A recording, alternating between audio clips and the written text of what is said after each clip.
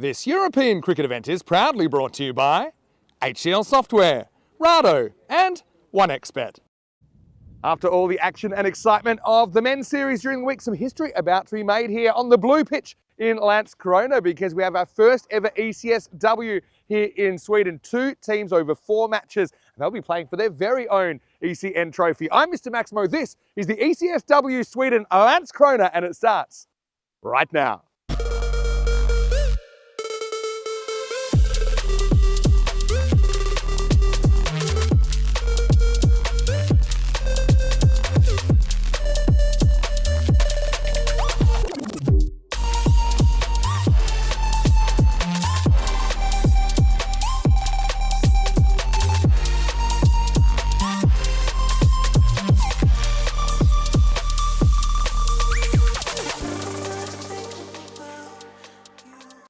Göteborg the call.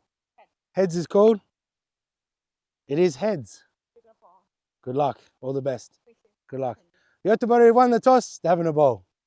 Good morning to you wherever you're watching from around the world, and welcome to another huge day in European cricket. Huge weekend in cricket for us as well, because we have 2 locations, both women's games here. In the north of Europe, we have the Estonia-Bulgaria ECI-W underway. That's happening right now, 4 matches there today. But right here, we have 2 matches in our very first day of ECS-W cricket in Sweden. So we'll see the same 2 teams play a 4-match series, 2 matches today, 2 matches tomorrow, starting with match 1, of course. So we'll have Malmöhus taking on Göteborg CC here in the ECS-W this weekend. Well, right here a little while ago, we had Stefan Gooch and the 2 captains. Let's see what happened at the coin toss. Göteborg the call. Heads is called? It is heads.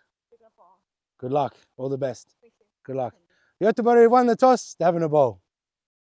So this should be a really, really exciting weekend of cricket. It's great to have your company wherever you're watching from around the world. Yeah, the blue pitch is in prime position this weekend if you're a fan of more cricket, more ECN cricket. Let's have a look then. Malmöhus taking on Göteborg CC or Gothenburg CC in a 4-match series this weekend. A couple of players I have seen before, actually. Malmöhus have Elsa Thelander behind the stumps, who I did see for Team Sweden in 2023. Kanchan Rana is a pretty experienced player as well. She's a pretty good leader, I think, for Malmöhus this weekend, who have been winning a lot of games, I know, in the local competition.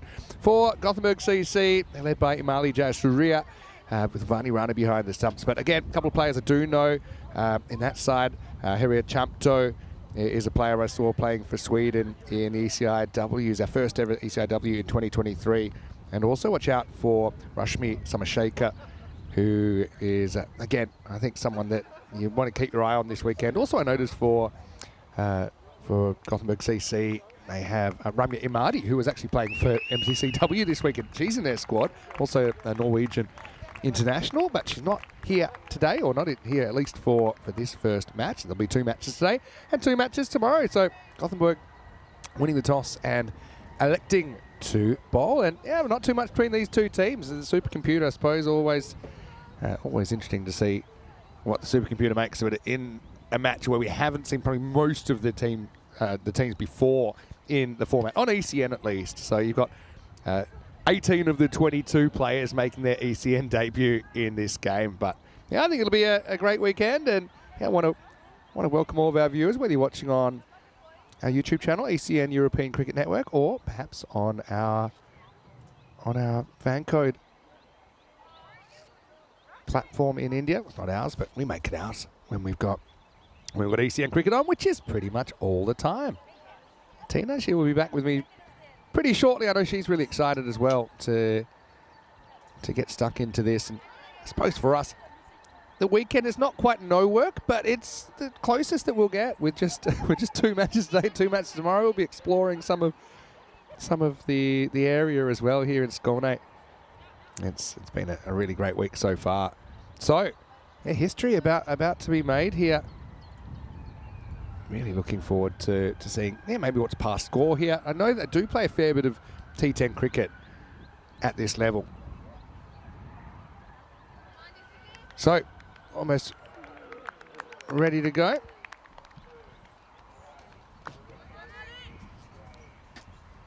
Jayasuriya, the captain, will be opening up.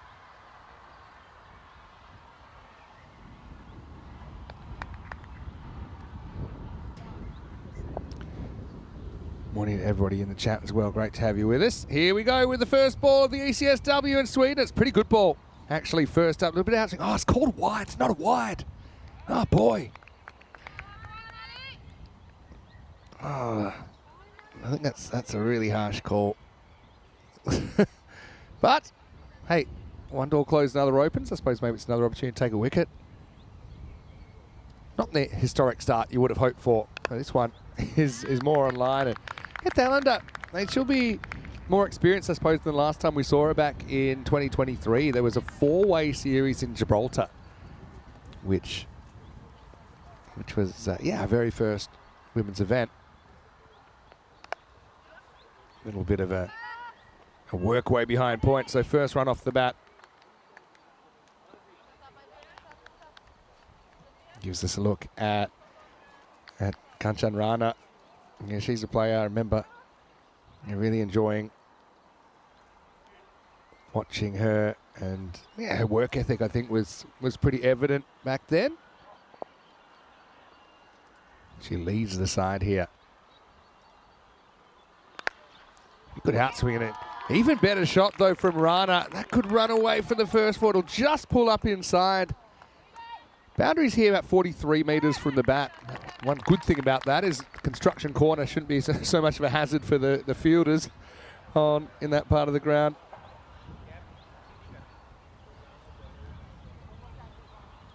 Good chase down there by Prathana.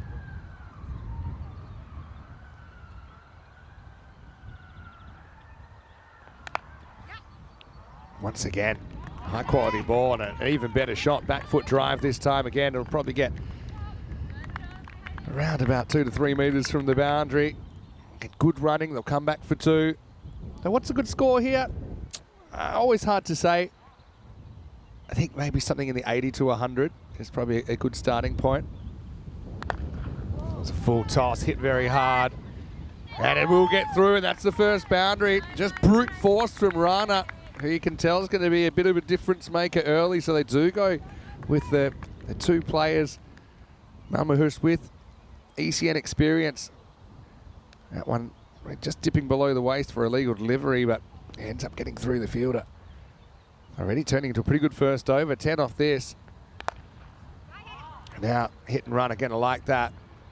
Controlling the strike. Rana gets one, moves to 11, and the score 11 without loss after one. Not a bad over actually from Chasuria in the end, but it goes double digits. Many sound to hear Mr. Maximo joining me once again in the commentary. Igloo is Tina Goff, German international, and yeah, self-confessed big deal.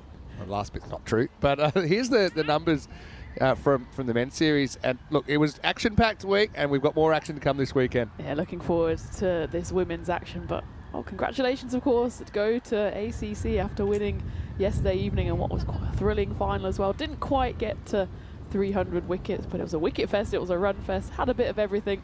Tight finishes, not quite the golden ball, but maybe we've saved it for the weekend. Yeah, a couple of last ball finishes a couple of days ago. But yeah, I think we'll see a few more Maximos before this weekend's done. Now, we've got Rashmi Somashekar, who's going to bowl over number 2. First one is worked away, and that will be a bit of a chase. Will be a successful chase again. That's good running.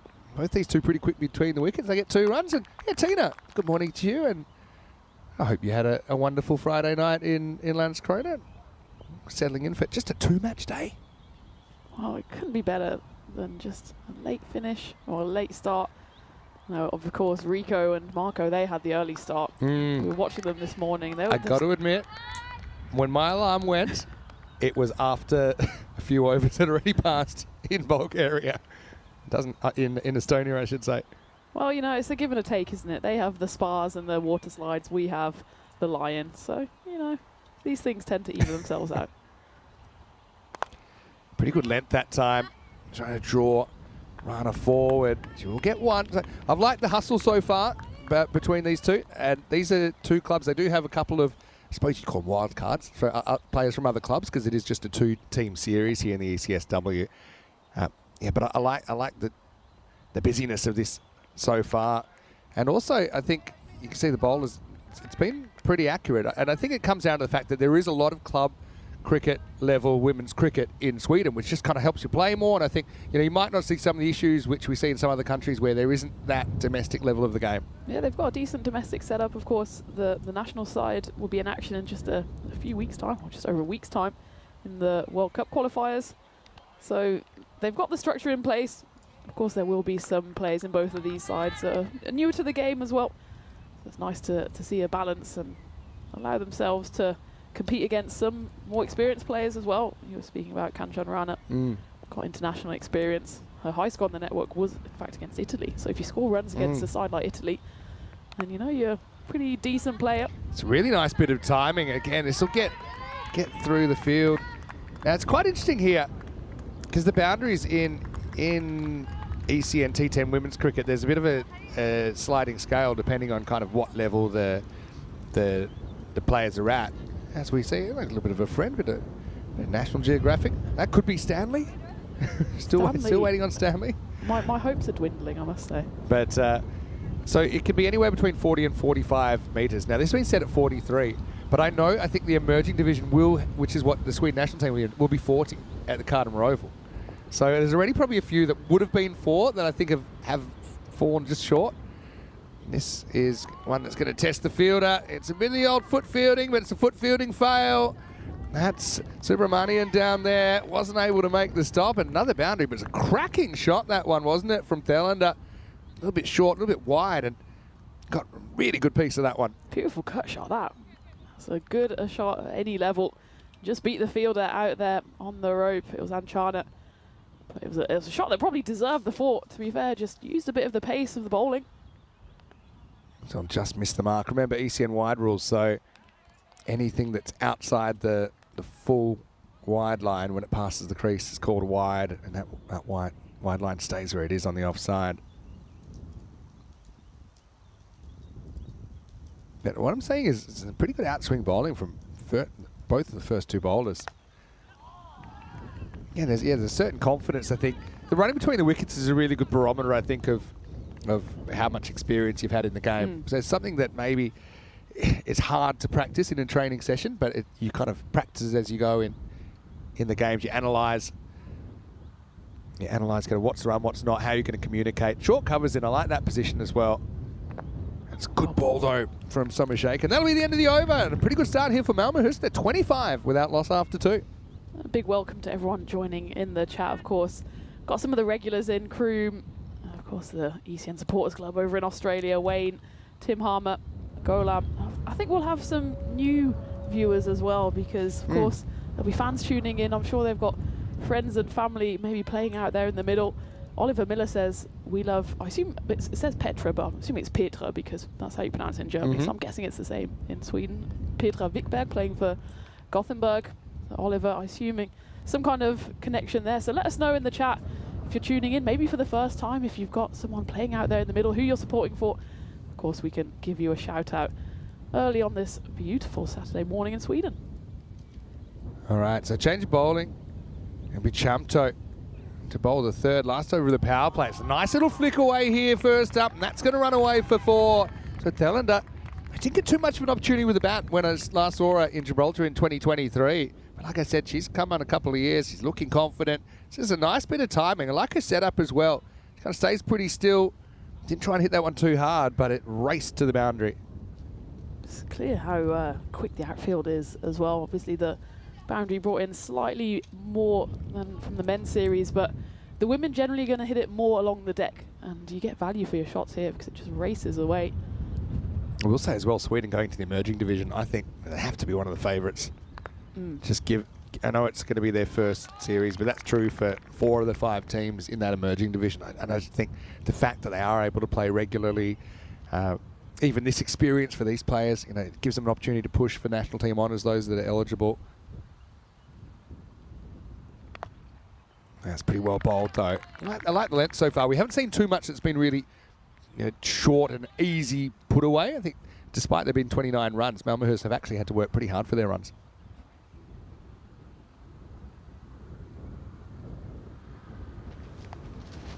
A little bit of a back cut finds the gap again, and that could run away. It will. So Thelander, she's racing at the moment, up to 16 off just 9 balls.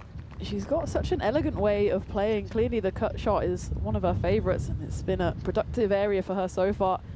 I think they're just making some readjustments in the field here, Gothenburg, because they've realized that you need to cut off that backward point region for Elsa. So they do have someone back on the boundary now. Of course, still 2 balls left in the power play, meaning they can only have 2 outside the ring, but one of them is now at backward point. Oh, full toss. Pretty nice looking shot, but there's that Swiss Army knife position, the short cover. I think it can be a run-saving position because it saves singles. You can save boundaries as well, even. But it's also a catching position. I just think it's a very good position to have. There's that favourite cut again of Thelander. She'll get 1 there as the Champ over will go for 9. And at the end of the 3-over power play, it's 34 without loss. It's been a good start here for Malmo, who's with 2 experienced batters at the crease. I think for Gothenburg, it'll just be about trying to break this partnership. Because you imagine if you get 1 or 2 wickets down, you will start then coming across some players who don't quite have as much experience. But for now, Thelander and Rana doing exactly what needs to be done.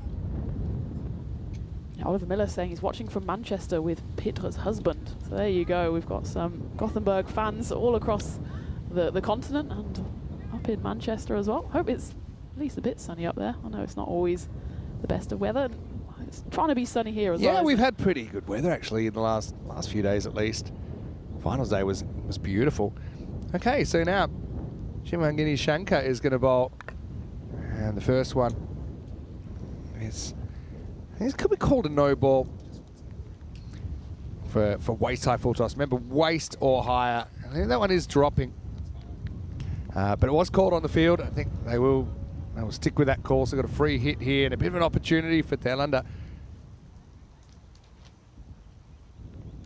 And then the wide will keep the free hit in place. I suppose at the club level, this is club level, it's not international level, you're going to have your depth tested probably in a way that has been tested before, I suppose, in these kind of conditions. So it's kind of bowlers 3, 4, 5 have a lot of pressure to keep up the good work of the openers. That one just drifting a little down the offside from Shimangini. I like the way she's just taking her time at the top of her mark. Doesn't need a long run-up. Sometimes feel that, especially in the women's game, they're told to do a run-up just because it's the done thing, but that one's clubbed away nicely. I'm pro no run-up. Me too. Because it's awkward. As a batter, you've got certain kind of timing mechanisms and rhythm mechanisms. And I literally, in T20 cricket, have faced guys bowling off 1 step, and it throws you. So yeah, you can work a run up in. Ragnar Halleck's somebody in Estonia that you see often just bowling off basically no steps. Oh, this one is absolutely crunched by Thelander through the offside. And would you believe it? Goal! An early goal here in cricket football crossover. And it's the Horses that have scored first here on a Super Saturday of cricket. And again, this was effortless, wasn't it? But just picks the gap. And that just kept on racing. It would have been a boundary on any boundary length. To pick it out of the back of the net. Well, the Horses won the first leg 1-0. Horses won 1-0. It's all to play for in an the early second goal. leg.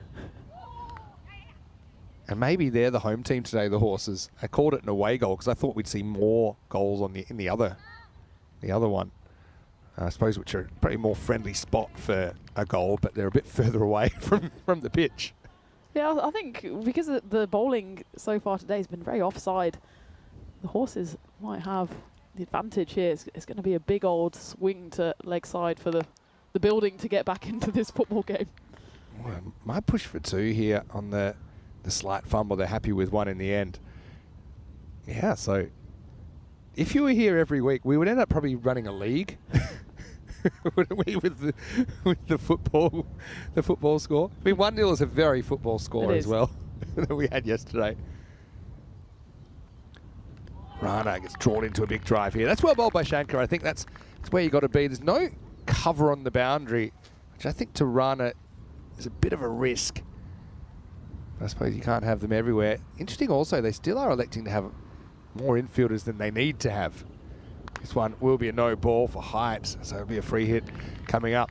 But just looking at the field, I think we got 5 in the circle, so you still have that ability to push somebody back.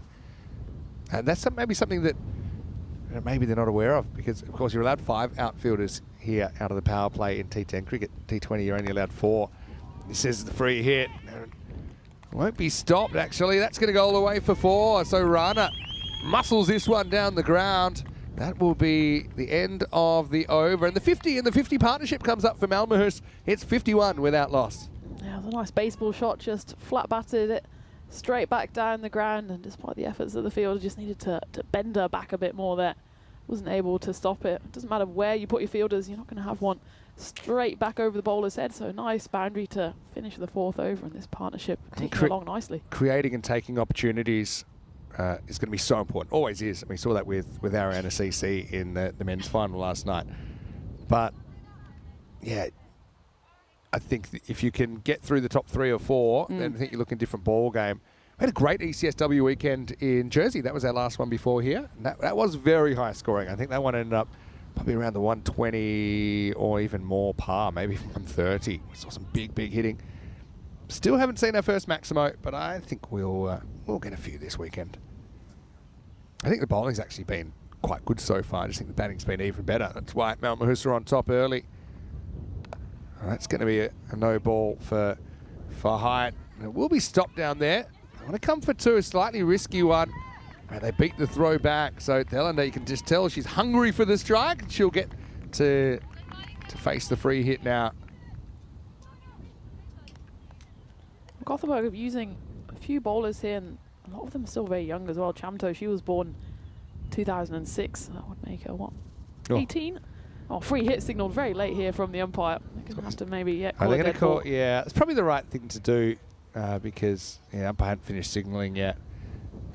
It's almost scary. It's almost like you've already been given out before the ball's actually been bowled. It's the stuff of nightmares. But that ball won't be counted. And this will be the free hit. I think they'll be pretty happy because I don't think she would have got a run anyway, playing the ball on its merits. Good to go now. Chamto. Pretty good ball. Again, dug out. Just a single. And I guess the fielding's important as well. You've got players of different experience levels, and that can be a bit of a challenge, especially a lot of the time you're fielding quite close to the bat. These outfields are pretty lightning quick at times as well. That could be a bit of a difference maker as well. Going back to when you made your T10 debut, which feels like 10 years ago, but it was only in December. That's a very good heads-up run there. Again, good game awareness from Rana to come back. They end up getting 2 when there was really only 1. Now, what was it like, your first experience getting out there in the format? Obviously, you've had a lot of cricket experience behind you for someone so young. But what was the experience like going back to your first game? The batting is certainly a bit strange because, well, when I first grew up, it was 30 overs, 40 overs, 50 overs. But when you're great delivery, that was from Chamto, just tailing away from the right-hander. I was taking another look at this one. Just pitches and goes away. Too good for the batter, too good for the wicket-keeper as well. Yeah, when you're batting in T10, you just have, it feels like you have no time. Because in T20 even, you say, okay, 3 or 4 overs, see myself in. In T10, you pretty much got to go from the start. And it's just takes a while to get used to the different boundary lengths, the pace. Sometimes you have people go too crazy as well. Yeah. So there is a line. Normally new players go one way or the other. Obviously, you had some pretty good success early with a century. One of the few centuries we've had actually in women's T10. I will say, once you've played T10, you don't want to go back to T20. T10 fielding's not my favourite thing in the world. But when it's T10, you're like, okay, I'll be out there for half an hour, that's fine. And now T20 is like, oh no, it's almost an hour and a half. T20 does feel long. It's perception is reality, isn't it? Full toss, hit very hard, and that was an absolute cruncher, wasn't it, from Rana? Chamto kind of avoided too much punishment in the over. She does get whacked last ball. So 10 off that one. And Malmöhus, they're cruising at the moment after just 5 overs.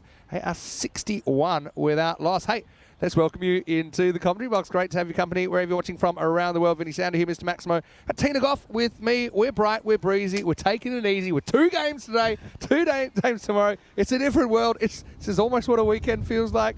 But don't forget, they're doing the hard yards in Estonia today because they have 4 matches. Not quite the 5 we've had during the week. No, but of course, we already have seen Estonia 1-0 up and they're halfway through, just after halfway through, I think, match number 2. There as Rico and Marco on deck at the moment. Hucock comes on to bowl the 6th over. It's so nice to see a left armour as well. And I'm really looking forward to seeing some players I haven't seen before. I know you've actually got a bit of experience playing against Sweden, I suppose, in the World Cup qualifiers when you've been playing for Germany. So you'll probably have, I've seen a few before as well. It's probably a no ball. It's the first one we have actually seen pitched twice before the crease. So free hit coming up. And yeah, I suppose, if you are playing on TV for the first time, it's a bit... talk about what that's like. We talked about the format, but it must freak you out a little bit. It's daunting. You just know that you can watch back every mistake, and that one's not a mistake because that's clubbed down the ground, and that will run away for 4. Another one straight back from Kanchan Rana, and she moves into the late 20s, 27 on the board now. Yeah, I don't know. Maybe it's a women's thing as well. You don't look for the things you did well. You immediately go to the mistakes you made. That's not a women's thing. That's a cricket thing, I suppose. I reckon I dropped 3 catches in 10 years, and I could tell you exactly about those 3 catches, but I would have taken hundreds, and probably plenty of good ones as well, and they're just not top of the mind. I think that's a bit of a cricketer's mentality. It's a cricketer's thing. It's a game of failure as well, and the thing is, at the weekend then I felt even more pressure when I was playing for Germany, because now that one's been knocked away and misfield there by Shankar, and it will go for back-to-back boundaries for Rana. Accelerating nicely here, Malmo, who's going into the second half of the innings. Yeah, and again, you're getting down to kind of 3rd, 4th, 5th bowler that you'd really want to attack. Yeah, but that's a cricketer thing, because I suppose we all want perfection, and to be honest, no one gets it. Even the best player in the world doesn't achieve perfection, but you still want it.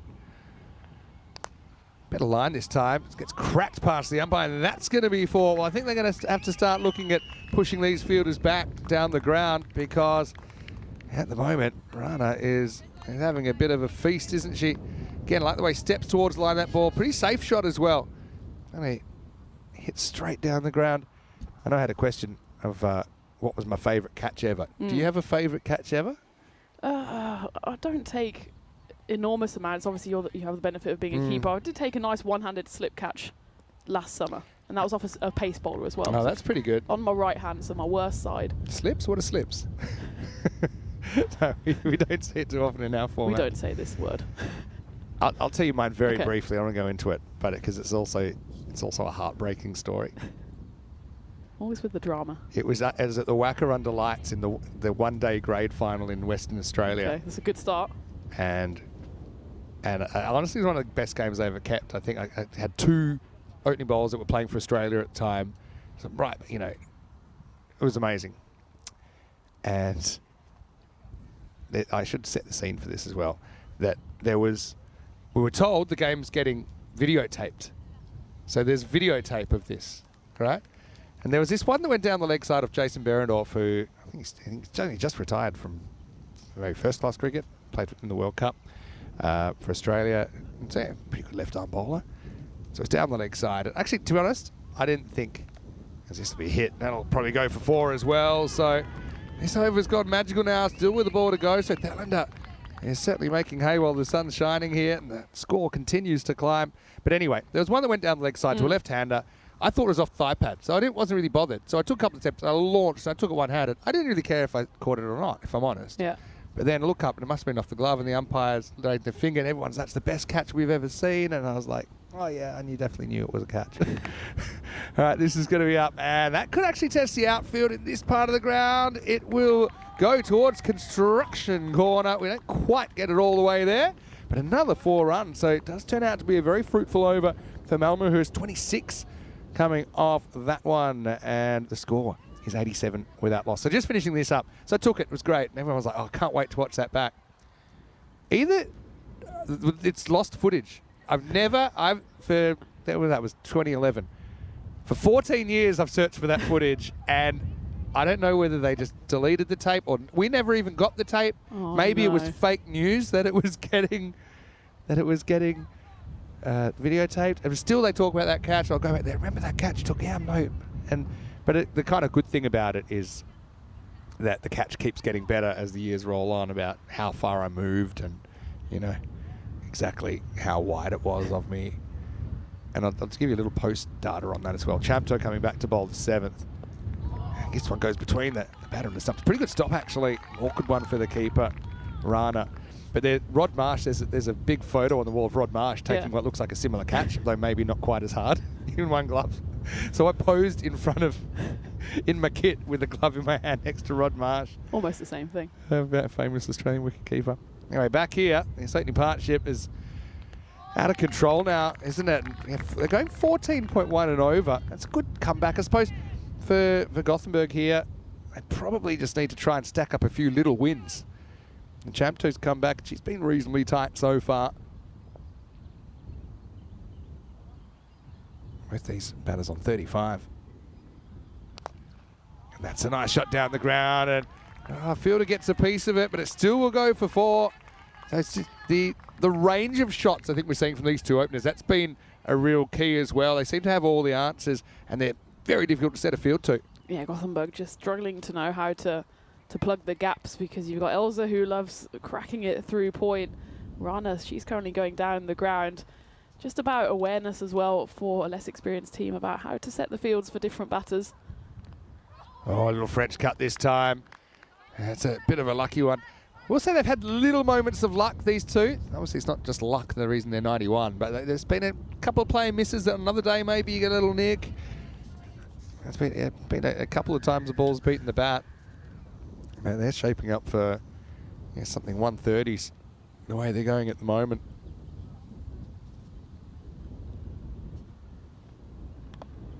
That's in the air momentarily.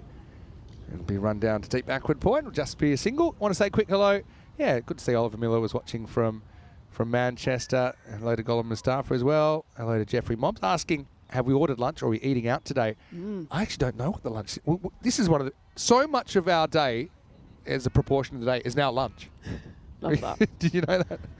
Any day where the proportion of lunch goes up towards about 50% is a good day. I don't even know what are we having lunch in between the games, or are we just going straight through? So we've only got the 2 today. The second one starting, I believe, 1:15 local time. So your guess is as good as ours, Jeffrey. But I'm sure whatever it is will be treated, because it's been a feast so far this week. We also have that extended half-an-hour break in the just to make it a long lazy lunch. It's only a wide, by the way, so it's not a free hit here, but it will be hit. It will be hit pretty hard. Long chase out there, and it's going to be stopped. So nice bit of work. They're going to come back for 2. Oh, that's close. Actually does get the ball onto the stumps here. Let's have a look.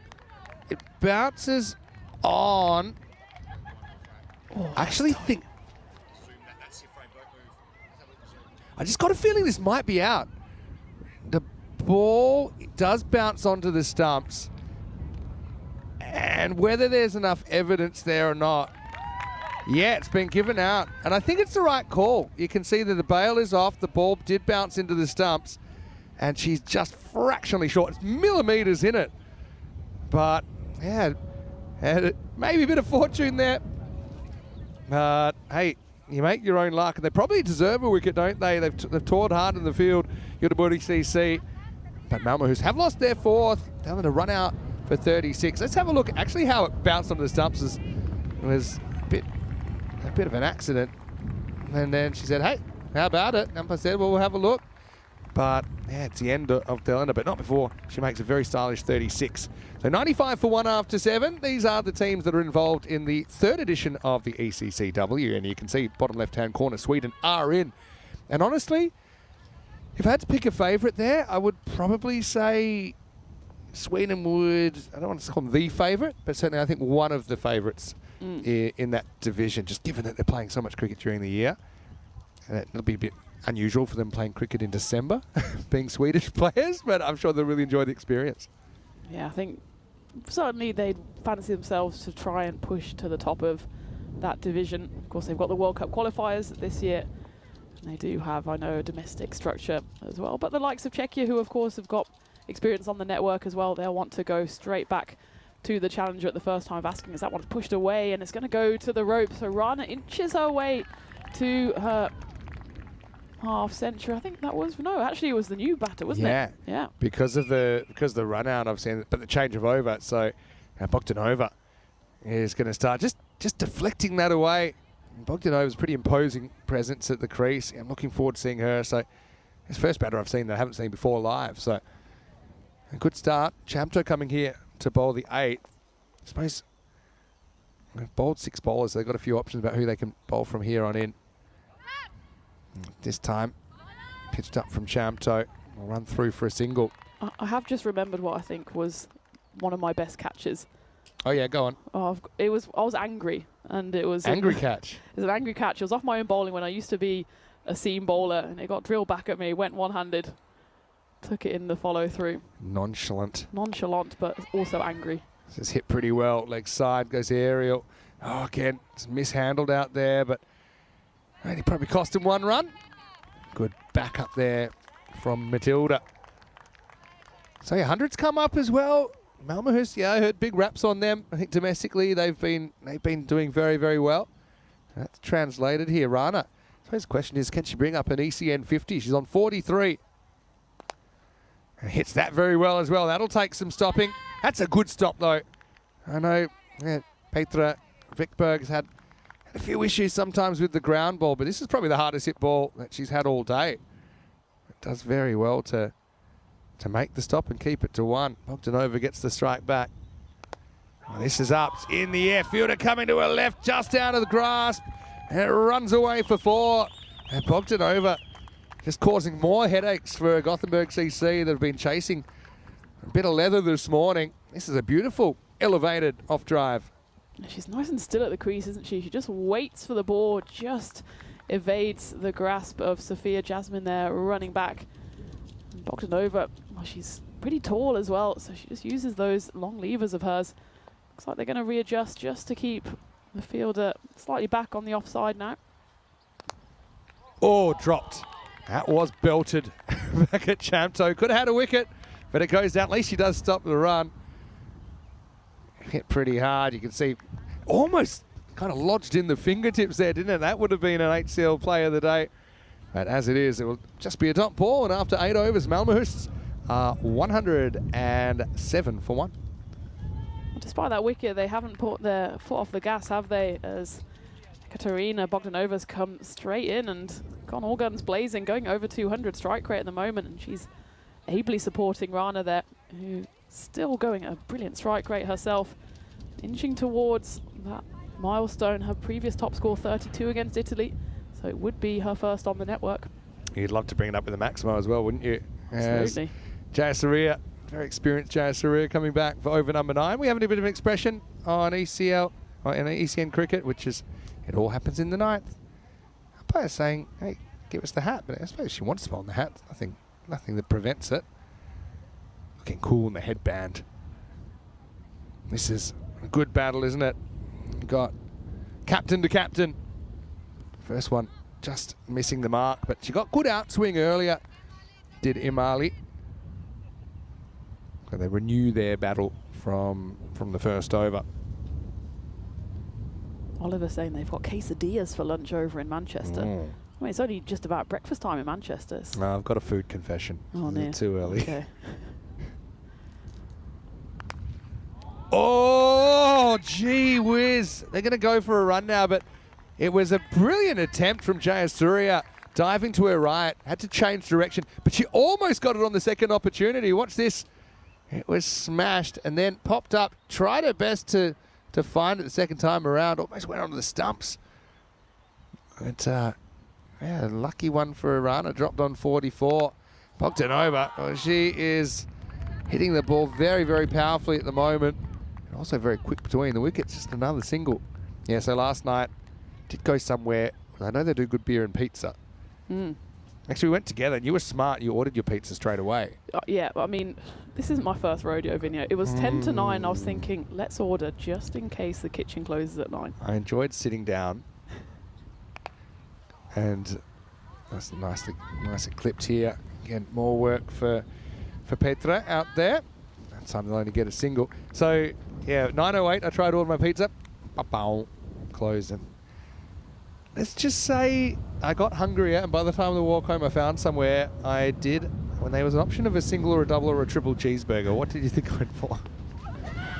I did see the golden arches on the map, and I did think to myself, as my belly was full of pizza and I was rolling home, I did think Vinny is not going to go past those golden lights. It's just too tempting. It wasn't a golden light situation. It wasn't. It was a bespoke establishment that seemed to have everything. What, the McCafe? Every type of food that you could imagine was being served. They're the best places I've heard. Including some wings. It didn't actually specify chicken. I was actually quite worried. But anyway, I've been reasonably good with what goes into my body recently. But yesterday was a bit of a misstep. And I got a feeling it might not get much better tonight. Come back to that in a second. Last ball of the ninth here. That's up in the air. It's an edge. Just climbs over Somasheka. And they got the deep third back at least. It'll only be a single. So Rana running out of time on the race to 50.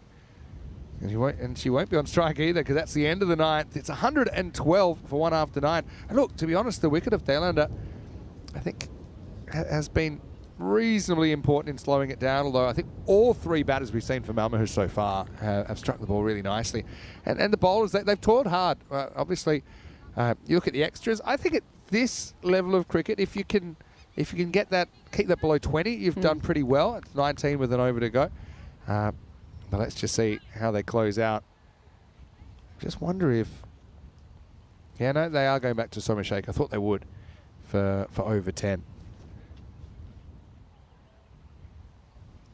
I want to finish strong here at Gothenburg. At least try to keep Malmöhus to something like 120 or below. Expected score 123. It's a good start. They'll just knock that one 4-1. They're running quickly, but not going to beat the throw in from Chamto. Rana would love to bring up the 50 with a boundary here. She certainly deserves it. She scored a good rate as well. Scoring more than 150 strike rate. Does hit this one hard. It'll test out the fielder. But she passes the test out there. Wickberg, he might be treated for leather poisoning tonight. She's had a lot of the ball so far. Rana to 47. I wonder if Rana knows how close she is here. She's got Bogdanova, who's going well at the other end as well. I wonder if she's a counter. When I was batting well, I was a counter.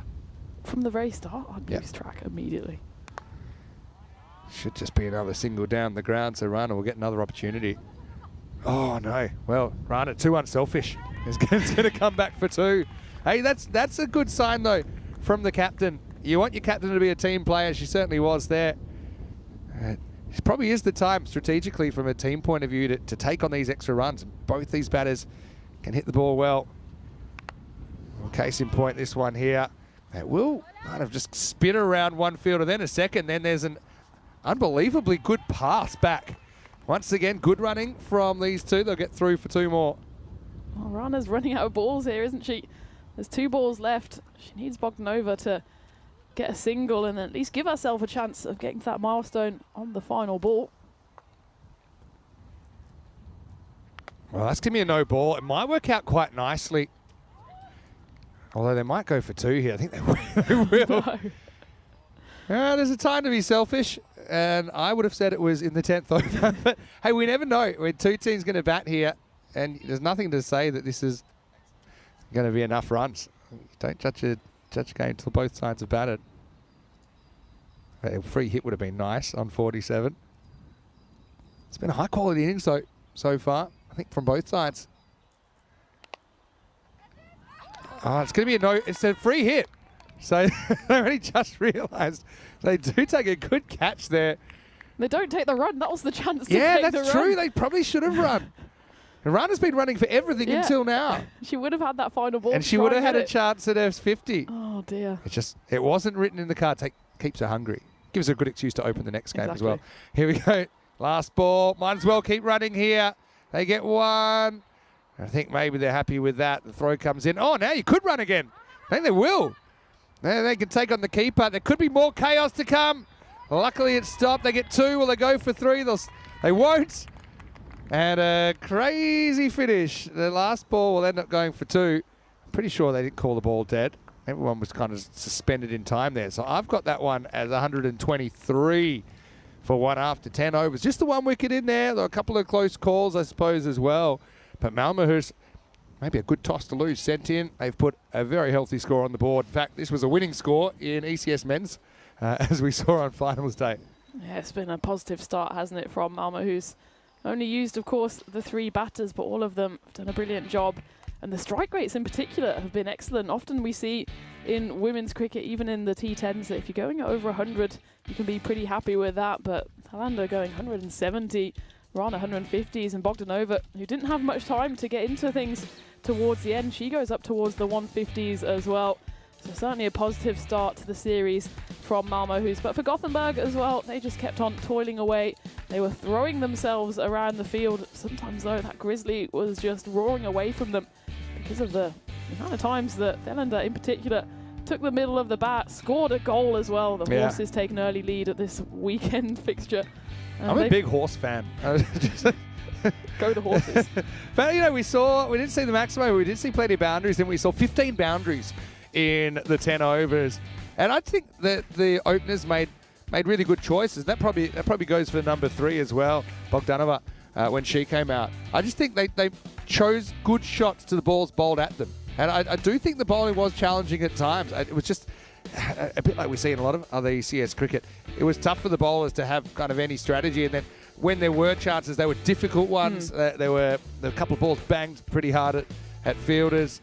But then I also like that they took it up a notch with the running between the wickets. I mean, that was very unlucky, wasn't it, for Thailander to go for 36 again by country mile. That's her highest score on the network, 36 off 21 balls with 6 fours. But Bogdanova kind of showed there's more than just the openers. I mean, that was a very tough opportunity. The big question then became, could Rana reach her 50? I bet she would have loved it.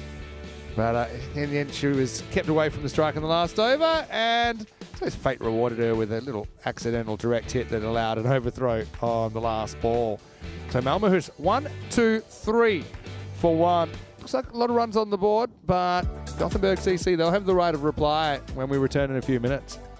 And I think they've got the chance to go out here with a bit of freedom to Gothenburg. They've got a couple of players who have international experience. I think it will be a case of, can the top order fire, because that's exactly what happened for Malmöhus with the top 3 batters all getting into their work nicely on this Saturday morning. As for the bowlers, they just kept on chipping away, didn't they? I thought Haria Chamto in particular, she was impressive in her 2 overs, as was Imali Jayasuriya, opening up, just conceding the 16 runs. Of course, they didn't get a wicket between them because that one they did get was a run out, but Chamto was involved in that one too. Both Chamtos, in fact, Haria and Diwa, they combined for that one. So it was a promising performance from Gothenburg. Of course, the job for Malmö, is only half done. They've got runs on the board.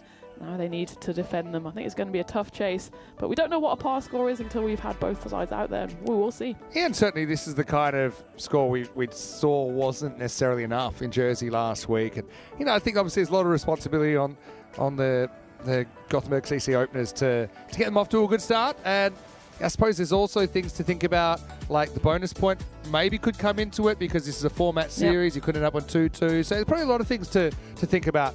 We will think about potentially ordering our lunch when we have a few minutes break here. We will come back, though, because Gothenburg CC, they'll be chasing 124 for the win here in match 1. Vinny Sandy, Mr. Maximo with Tina Goff. Hope you're enjoying the weekend so far.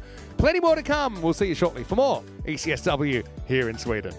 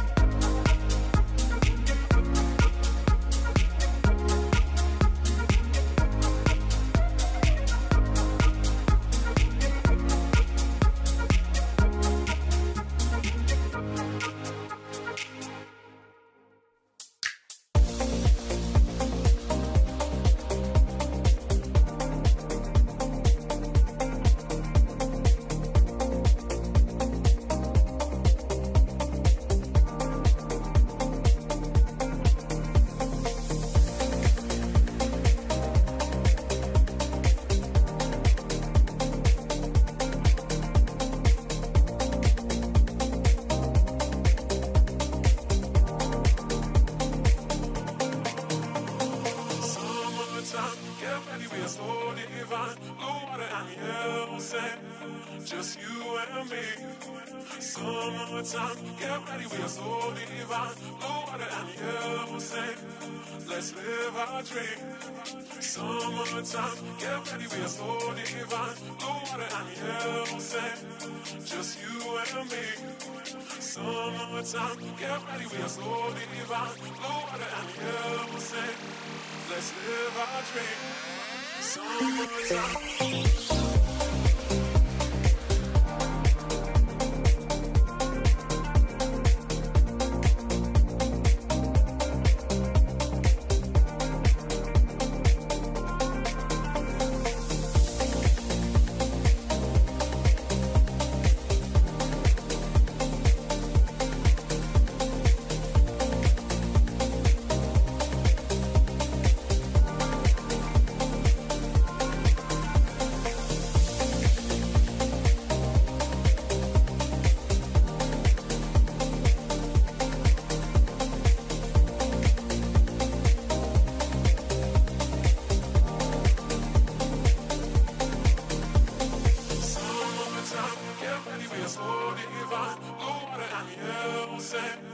Just you and me.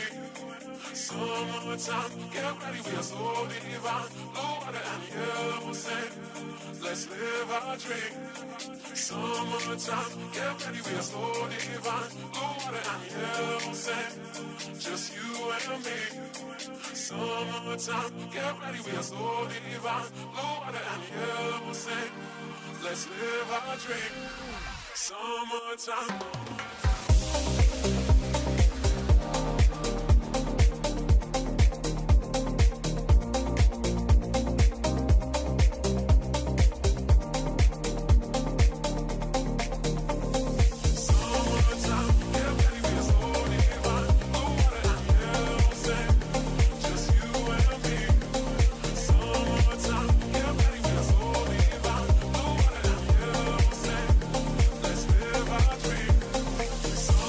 Time.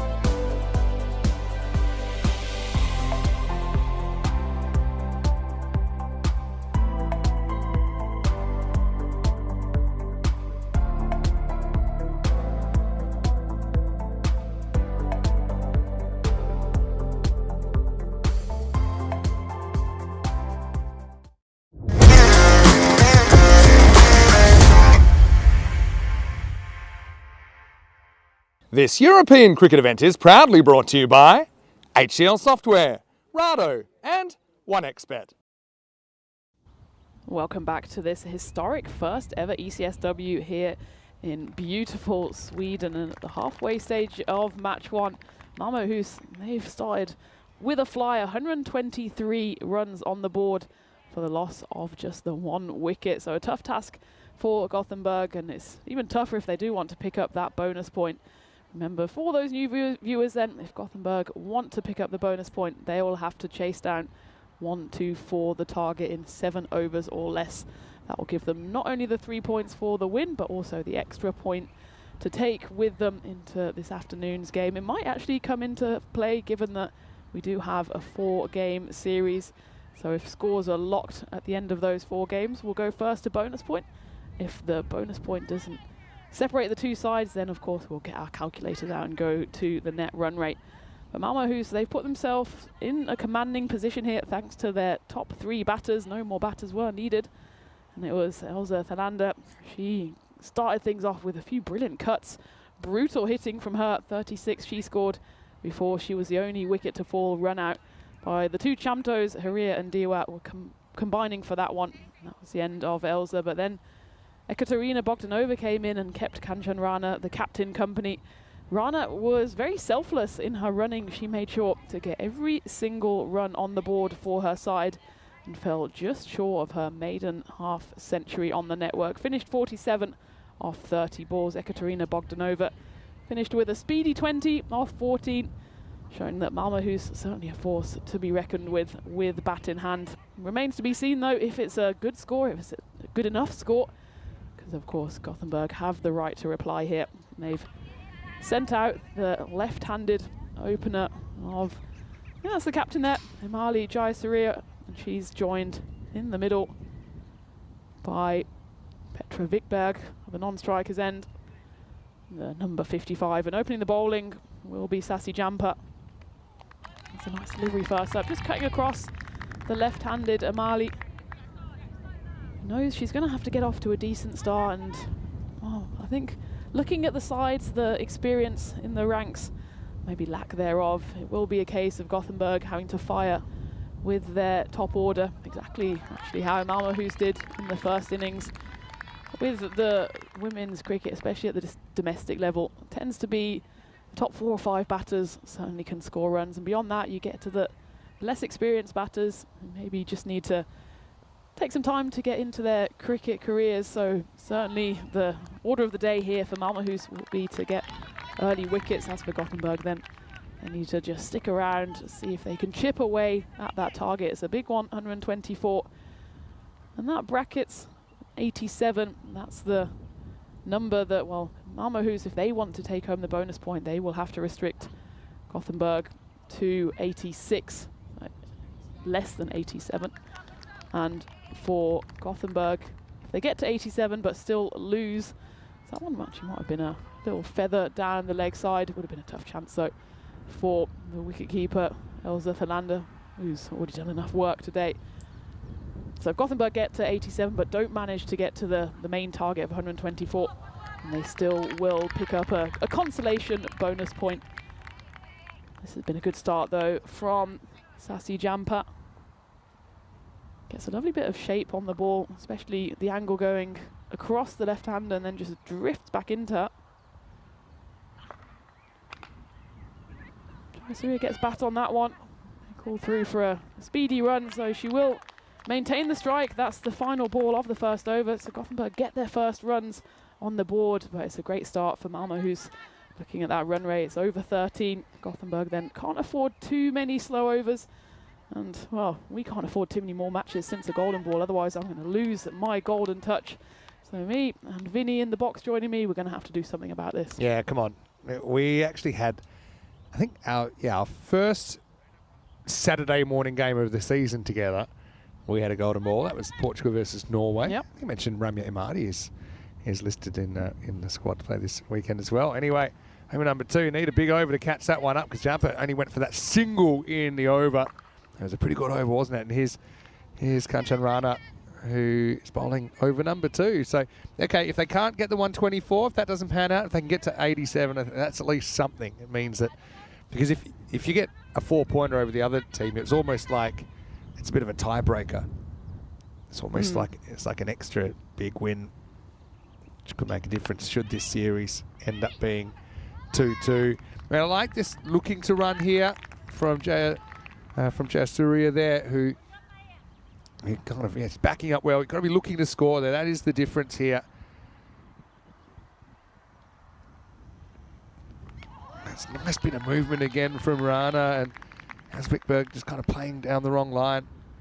One thing I would say is everyone we've seen out there this morning looks like they're having a great time, and that's kind of what you hope for in ECS cricket.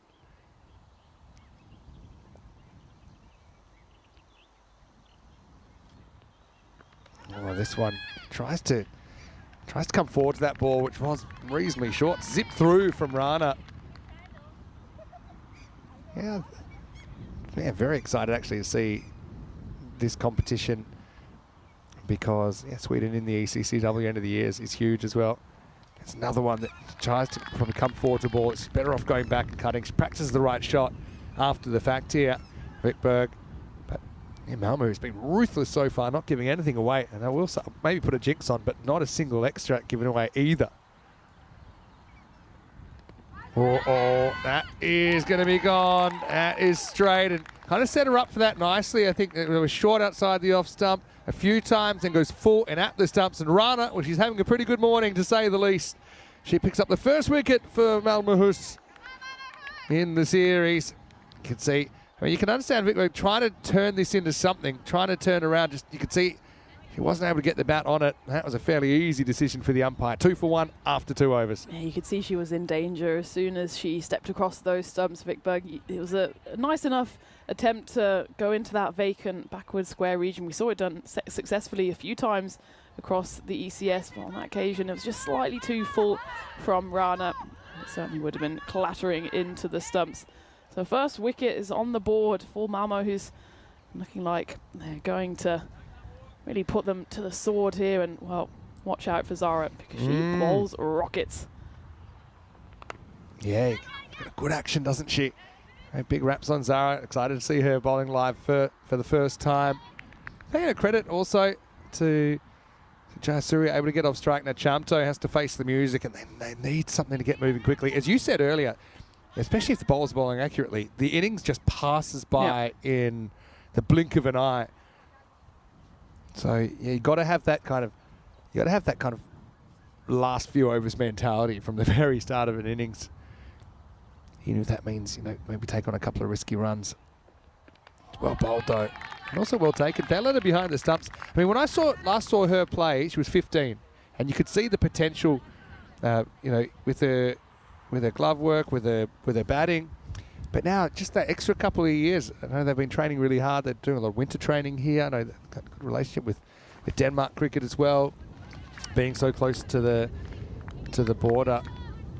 So it's great to see that development. Sometimes it's nice to see players not so often, because you can really track the improvement. Chamto needs to get going, but won't be able to reach this. Zara bowling with good pace here, but just losing the line outside the off stump a bit. She's another one who is certainly one to look out for, not only now but in the future. Zara just 16 years old. I know she's a prospect for the Sweden national team as well, and I can see why, because she bowls with that natural pace, and that one lifts off the pitch. She's a teen tearaway. That's quite obvious. And that's the other thing at the moment. I mean, we talked about run-ups not being that important, and that's probably true, but she's definitely got time to kind of extend it and maybe build a bit more and get even more pace. She's definitely got that natural ability. But the problem with pace, sometimes it works against you. This will fly away into the fence. So Chamto will be thankful to receive the boundary, the first one of the innings. That was a classic edge, but swing hard, and that's exactly what Chamto does on that occasion, and is rewarded for it. Zara a little unfortunate on that one. Maybe she just she gets out the double teapot. That's what you want to see from a teenager as well, the bit of sass. To be honest, that's one outfielder that was a bit of a no-brainer for me, I think, to have the deep third back with this kind of pace. Now they do go after the horses bolted. Not literally, which could happen here because we do have horses next door. That's a good ball as well. So at the moment, Gothenburg's obviously having a bit of a rough time creating anything. I suppose we only have seen 3 of the 5 bowlers minimum that we'll have to see. Again, just lose this one. Not a bad spot to miss though. I often say, if you are going to miss that, that's okay. Yes, you'll have to re-bowl it. It's probably better than delivering something short down the leg side.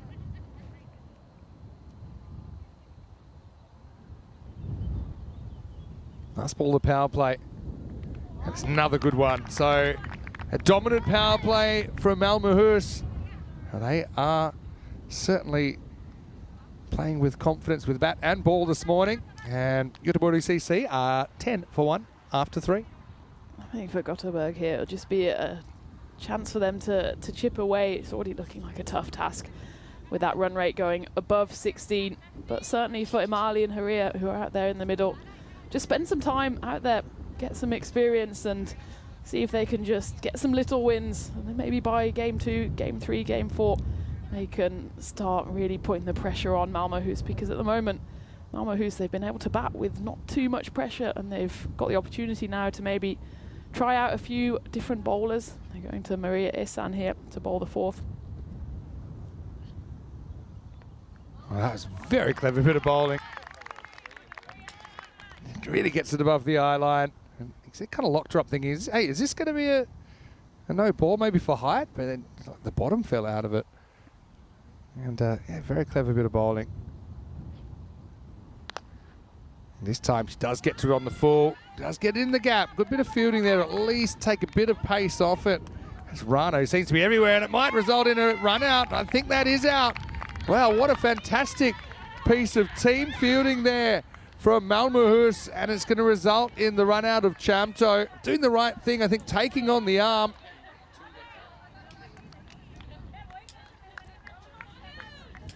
You see here, perfect position from the bowler. It's a good action, it's a good take, and yeah, I mean, comfortably out. But the fielding in the first place was pretty amazing, because if Rana hadn't have got a hand on that, I think it's going for 4, but instead it will be a wicket. See that little touch she gets on it. It's fielded 1 metre inside, rocket throw there. I think it's Dalgard who throws it to the bowler. And honestly, it was a throw that was motoring and it came in on the full. But Isan does the rest, just like that. It's 11 for 2. Excellent fielding from all 3 of them. First, to take the pace off the ball, I think you're right, Vinny, it would have gone for 4. I think maybe Jaisaria, they ran on the hit, but then the throw in from Dalgard was rocket accurate as well. And the bowler did the rest. Nope, but I like what you're thinking. I like that. I suppose when you're bowling this pace, you cannot afford to be short. You cannot afford to be short. You want the batter coming forward, and they're more likely to make an error forward rather than if they go back and they can pull. But she's been very good so far without it turning into a big filthy full toss. Yeah, length. Excellent over this from Isan. And you feel like she'll be smashing every single one of these out of the park, but she's giving you no pace to work with. And once again we see it in Malmöhus bowler that's able to shut down the scoring. 4 out of 4 so far. This time does play from the crease. We'll only be able to manage a single. It means we'll get to have a look at Rashmi Somashekar for the first time with the bat in the series. Again, player we have seen playing for Sweden before. Plenty of times. Maria Isan is someone, and you're exactly right, Vinny. You think, oh, just charge down the pitch and smash it. But it's so difficult when she gets that lift on it and it just comes dipping down below your eye level then. It's the kind of bowler that picks up an awful amount of wickets, especially in women's cricket. She's bowled a brilliant over here so far, going for just the 2 singles. This time does overpitch a little bit. Somashekar jumps all over it, so a confidence builder for her. She's off the mark with 4, but another over sails past. There are only 6 in total off that one. And Gothenburg CC, 16 for 2. Oh, nice finish to the over. And that's at least another boundary to finish off the fourth, but otherwise over that goes the way of Malmahus with that wicket picked up. Of course, it was the run out. So Maria San wicketless so far, but she's bowled well in her first over. Be interesting to see actually if Malmahus turn to a few different bowlers here. I think they've got probably strong 3 or 4 opening bowlers, but I'd quite like to see them go to bowlers 5, 6, maybe even 7, especially in a game where it looks like they're on top here. Couldn't agree more. And there's only 4 matches this weekend, so this is an opportunity, I think, where if you maybe bowl your 5 bowlers and then see where you're at in the game, and then you could even bowl 6th, 7th, 8th, 9th to give them that opportunity. Dalgard is going to come on. It'll be a left-hander to left-hander here. Jarrett Saria on strike on 15, on 5, I should say. 13 balls faced. Yeah, Dalgard is someone with international experience as well, not for Sweden, but for Denmark. She's played actually 22 T20Is, so someone who, again, it shows the amount of experience that Malmahus have in this side. She's coming on as the 5th bowler, and they've got a wealth of riches. Nice little turnaround this time. Again, that's the kind of one. Probably in the first innings, they're sneaking through for a run there. The dots just build pressure, and it's certainly been something we've seen so far all week. I mean, not just today. Jessary needs to find a way to at least get to the other end. Ideally, she wants a boundary. We'll hit this one pretty well. Again, it might create a run at it. Will, what a direct hit! Malmahus are lighting up the Landskrona cricket ground this morning. I suppose it was going to be a run out either way. It was hit very hard. It was picked up cleanly. And Zahra Mohammed has hit the stumps directly. And would you believe it? Another run out, another wicket. And Gothenburg CC 17 for 3. Teen sensation strikes again. Well, we've seen her bowl with speed, and she absolutely launches that one in. Nita tries to pick the ball up, realizes very quickly she doesn't need to, and well, it's a direct hit that is from the highest order there. Another one falls as Gothenburg go to 17 for 3. Unfortunate, I'd say there, because if it wasn't a direct hit, I think they probably would have been in here. As we take a look, worked away nicely to the leg side. Zahra just picked it up and launched it in. That one was the live delivery. That one was just knocked in for a dot ball. Can't take a trick at the moment, can they? Like I said, if they'd actually run, I still think it would be a run out. Rinja Suri that was run out with the direct hit. But also well done to the bowler not to interfere with the stumps. I think that was the correct position. Just little things like that. So far, we've seen several run outs where the bowler has taken it. But yeah, I know there's this modern thing of get in the way of the stumps. Don't get in the way of the stumps. So give the ball the opportunity to hit the stumps. Be just behind, ready to collect it and take the bails should the ball not hit. And poor Summer Shaker. She will walk away with a strike rate of 400 in the game. She hit her only ball for 4. But you could just see, you compare it, I suppose, to the Malmahus innings where I suppose the ability to run a bit quicker between the wickets, making a huge difference to what they could take on. Nice little pop up in the air, and it's going to be dropped. It also almost creates another run out. Unfortunately, the pads are only on the front, not the back, so that was a bit of a stinger for Sophia. But again, an opportunity, little pop up there. To be fair, she had to come in a long way to even reach that. And Zahra with another rocket throw. Watch this. Ouch. Legs before bowler's wicket. LBBW, it's the end of the 5th. It's 19 for 3, of course, right now. We are in 2 locations at once. I know they've just finished the 2nd ECI in Estonia, and I know that they will be continuing. They've got a bit of an extended break. So you think we've got a good lunch break. Theirs is even 15 minutes longer than ours. They have a 45-minute lunch break. So they're still trying to one-up us. But of course, Romania, we were just talking about Romania. I think Chris is looking to maybe head over there. Belgium with some T20I action. And then we're into June. Where's May going? So Hornchurch, I know you'll be over there leading the way. And I'll be in Czechia around about the same time. And you'll be actually commentating with Nish. Yeah. I know you're in player mode, so you probably didn't get to chat too much to Nish. But you'll love Nish. I'm sure about that. Here's Yusuf coming on to bowl. First one hit pretty well. So Jasmine, well, actually she's knocked into action, took one in the back of the legs, but she gets full toss and hits it very hard into the gap for a boundary. Something about playing angry. I think Jasmine must be furious having been hit in the back of the legs, and she pummels that one to the boundary. It's a lovely hit. They've come quite close, the Malmöhus fielders here, and that at least allows Gothenburg to try and hit over the ring. Jasmine did that perfectly there. Yeah, stayed pretty attacking here, despite being the 6th over.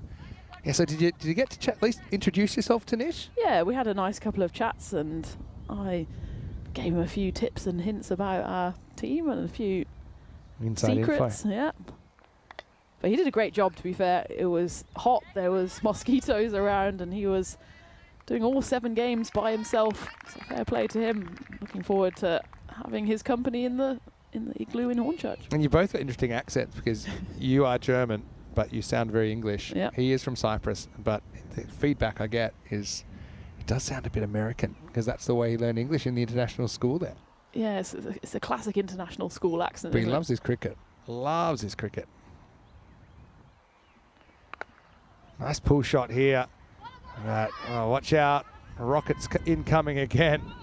Zara had to throw from a flat-footed position, and they will get through for a run.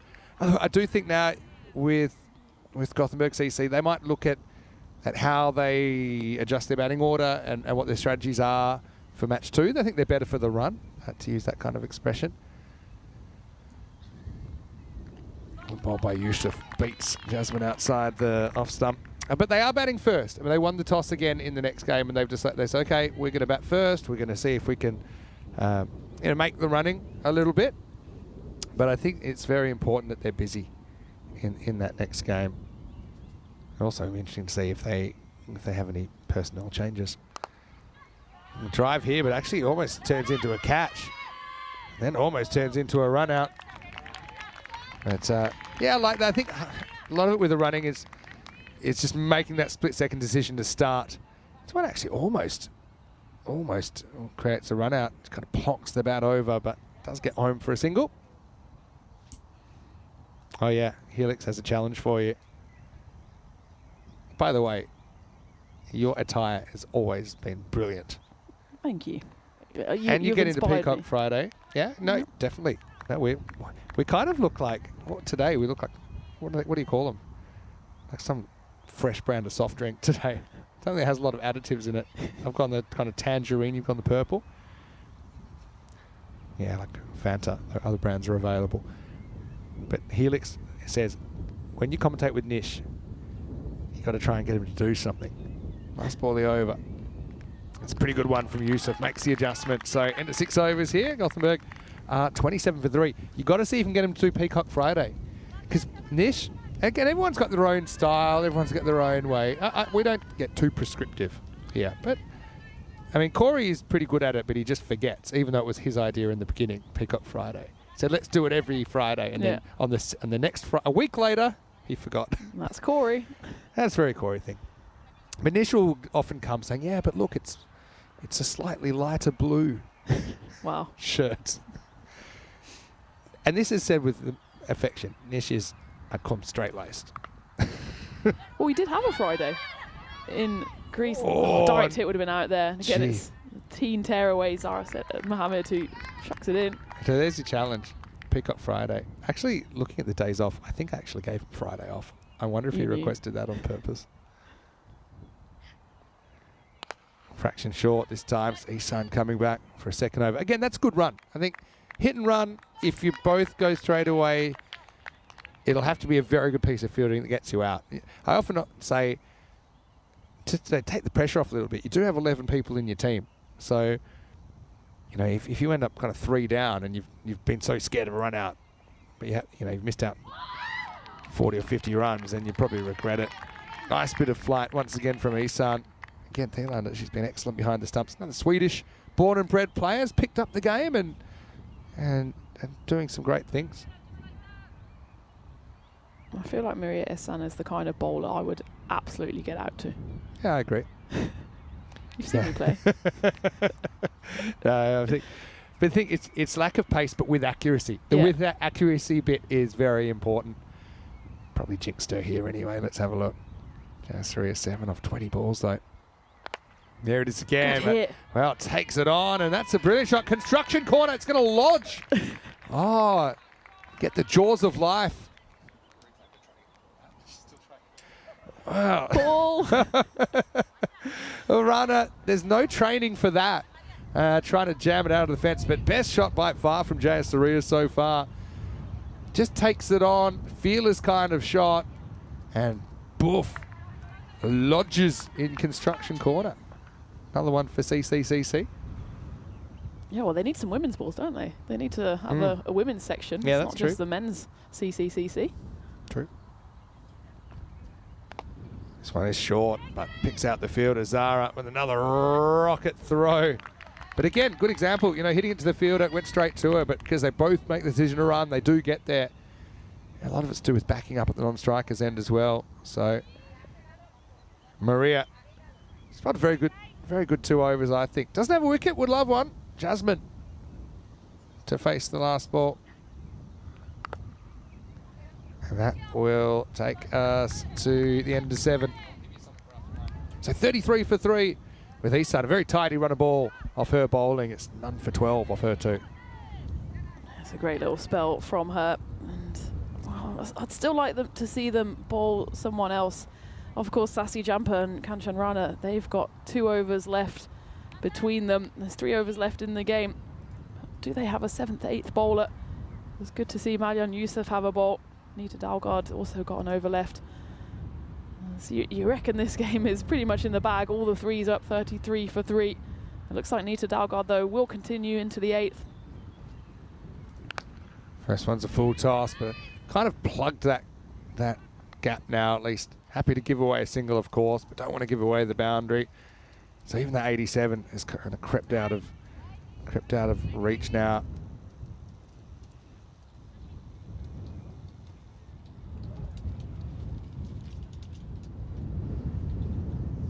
Interesting, yeah, who they bowl in these last couple of overs. I think 9th and 10th over, a real opportunity to give someone a bowl. So this is pretty high. They might look for 2 here. This is something I've noticed in women's cricket sometimes. It's so just not looking for a second run. They just think it's probably not going to happen. But it's for me, I don't know. I just thought, is it coming down quick enough? Maybe at the pace. They're happy with it. You do see some of these loopy deliveries with the off-speed bowlers do come down below the waist. Jayasuriya trying to accelerate now. I know it's been tough for her, but I suppose she'll be her own worst critic. She'll probably know, you know, you have to kind of have this approach from over 1, even if that means, you know, risking getting out. It will be the first ECS or T10s that a lot of these players have played. As you said, was 18 of the 22 are new to this format. Yeah, it's in a a quick way, learning experience. I suppose what's a bit different here is that they do play T10 in the local competition. So, I mean, they do have that experience. But I agree, it is different with the cameras and all the extra attention that goes with it. It's a bit of an adjustment. Good bounce there from Dalgard. She's had the ball on a string so far. Interesting stance there from Jayasuriya. She's standing well outside the leg stump. I think she likes cutting away into the offside and just trying to manufacture a bit of width there. It's a dangerous tactic, though. Now she's gone a bit back towards the middle stump again. Dalgard left armour. Well, that one might be checked for the high. I think it's been called on field, and it's a good piece of fielding out in the deep. As, well, Malmöhus in particular, they've really impressed with their fielding. They haven't let too much through. It's probably a real key difference between the two teams. The ability to stop those hard hit balls. There's nothing more frustrating as a batter when you hit it so well and you only get 1 for it. Oh, it's going to be a free hit though, right? Because there was a no ball the ball before. And it will be the end of the over. Dalgard with it. Another tidy set, none for 9. Her figures, it's 39 for 3 after 8. Yeah, well bowled by Dalgard, proving her international prowess, going for just the 9 runs. It's good to see these two, though, just chipping away, trying to put together a partnership. It's worth 22 now. I think pretty much the game is gone for all intents and purposes, but it's basically then a free 2 overs. See what they can do, see if they can back themselves into a bit of form. It's going to be difficult when you've got the rockets of Zara Mohammed coming up in the 9th. It's good to at least see Zara have another over. Again, she's only 16 years old. She wouldn't have played an enormous amount of crickets with her young years, but she is someone who's a real exciting prospect. Good fun to watch her bowl as well. Yeah, definitely. Especially with a cap on. You don't often see seamers with a cap on. Otherwise her hair would be going everywhere. Yeah, the longer hair though. I like it. I like the style. I suppose the other thing is why you might stick to your bowlers is because it still is the first match. So, I mean, you also want to give them the opportunity to work their way into the tournament. You never know how another game might go. It's T10, it's unpredictable. But Zara, she's been an absolute star. The fielding, the pickups and the throws, the intimidating presence. It's about her. And again, finds that uncomfortable line outside the off stump, but certainly well inside the wide line.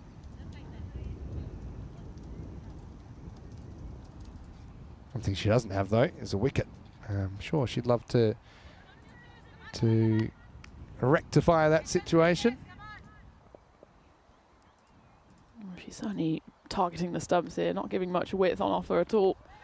Just zips through, and you can see the wicket keeper Elsa has to stand pretty far back because Zara not only bowls with a bit of speed, but she gets it to lift up off the pitch, dangerously close to the edge there. And, well, the edge probably would have flown away. They do have a deep third in position now, which I think makes sense given that previously it did fly away to the rope there. That's a pretty good shot actually down the ground. But again, it's the ability to stop a ball like this, not let it get behind you. It's saved so many runs from Malmahus in this innings. So Zara, last chance for her to take a wicket here. Just the cloud coming over. It's certainly gotten a couple of degrees cooler at the ground.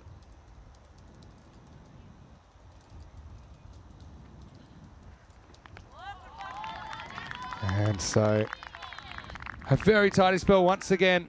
Very miserly stuff from a Malmahus bowler. And it will be the end of the 9th over. The score is 41 for 3. So yeah, obviously, two teams that in this game, I suppose, that have been poles apart. But it's great to see there's still plenty of support coming from the bench. It's still early in the series. I think you can also learn a lot being on the losing side in this match. Coming up, we've got Malmahus and Göteborg CC once again. We've got about an hour until we're back with match number 2. Plenty of time for us to have a leisurely lunch at 1:15 local, which is 4:45 in India. But now we'll go back to Jampa in the 10th. Well, I've got some breaking news on the lunch situation. Talk to me. I've heard from various sources that we're getting a lamb bolognese. I'm interested. Although my triple cheeseburger is still Sitting very heavy. much on my mind. On your mind and like a stone in your stomach, Not I'm for sure. good reasons. Classic morning after regrets. Can happen. And I know it'll be, well, last game of the day will be random question time. Of course. Which for now is 50% of the day. I love that. And I think we're going to have to talk Eurovision because Sweden are hot favourites. Hot being the operative word, seeing this song is sauna-based. That's more like it. And has that got all the way? It might have. Oh, she's hit the post. Well, there's plenty to watch. I got a feeling this could have gone for 6. She's absolutely nailed it. But was the elevation there to get it over the rope? It is not quite. So close. And now let's go to the VAR. Oh, it's just missed. The horses could have gone 2-0 up. Will be 4 runs though. That would have been a brilliant time to score a goal just before half time as well. I know there's top bins. Is there bottom bins? Is that not a thing? I'm not from your countries. I could tell. All right, unleashes on this one. Catching opportunity and taken. Wonderful piece of fielding by Maria Hassan. And it's time to party here at Malmahus. Oh, spirit fingers. Better than stinging fingers, I suppose. You took that easy as you like. It's 46 for 3. It was a lovely catch. It was clubbed as Imali tried to go for the second boundary. I thought for a while he'd actually clear the inner ring, but Maria, well, it's swirling wind again here in Landskrona, settled herself underneath it, was calm as you like, taking that grab, but as soon as she took it, the celebration started, the ball gets launched, the jazz hands come out, And what a celebration, and well, first wicket as well for Sazi Jam, but Zimali, well, she played well, didn't she? 20 off 31, gets her almost boundary. I think she might have hurt her hand in the process. Worth taking another look. I actually think if you look at some of the acts from during the week at the Eurovision, I saw this move. Can't remember what country. It looks right at home. Anyway, 2 to come. Shankar should get a run here and will. The throw comes whistling in. So last ball to go. It's been a pretty entertaining first game. Okay, maybe not the closest of contests, but there's still plenty of highlights.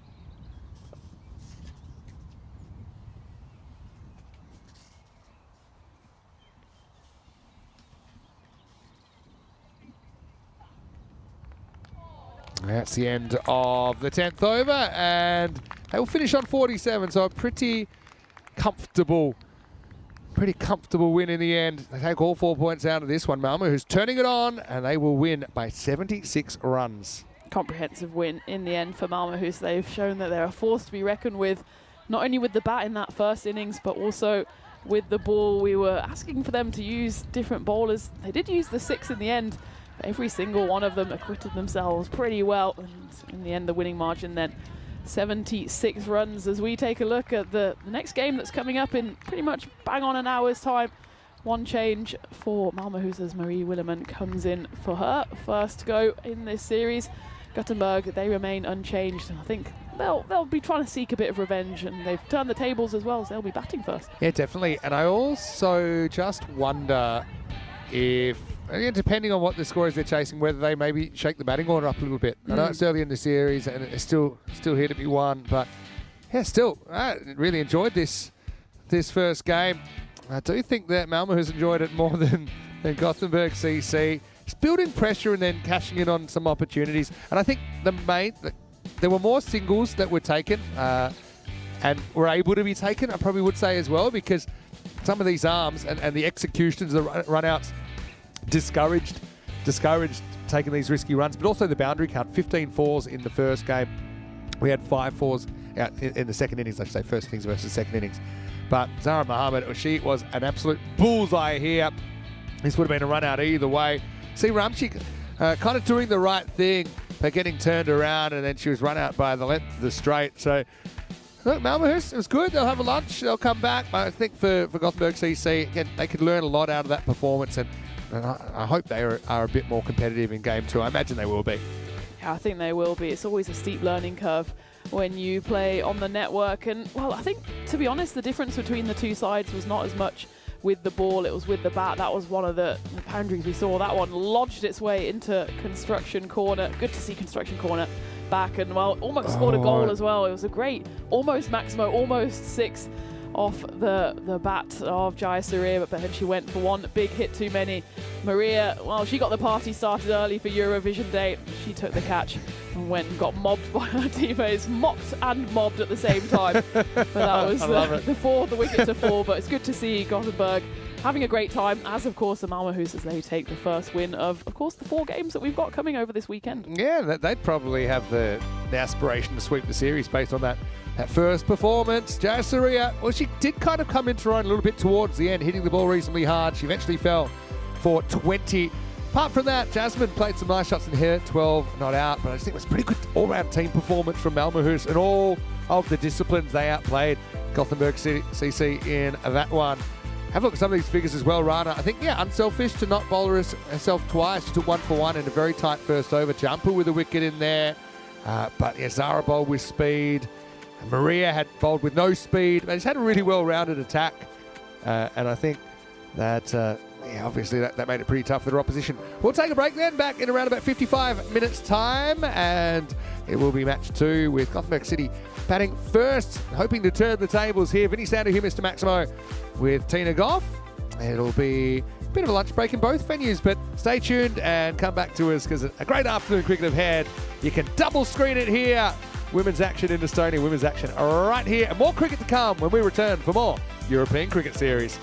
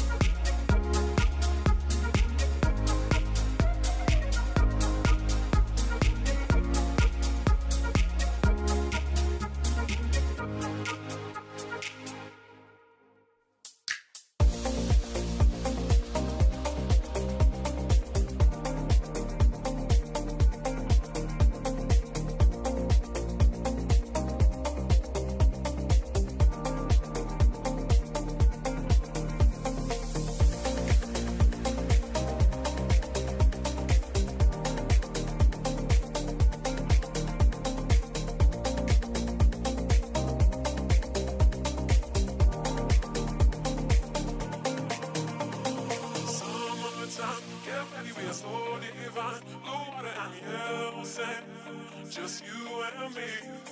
Summertime, get ready, we are so divine. Blue water and yellow sand, let's live our dream. Summertime, get ready, we are so divine. Blue water and yellow sand, just you and me. Summertime, get ready, we are so divine. Blue water and yellow sand, let's live our dream. Summertime.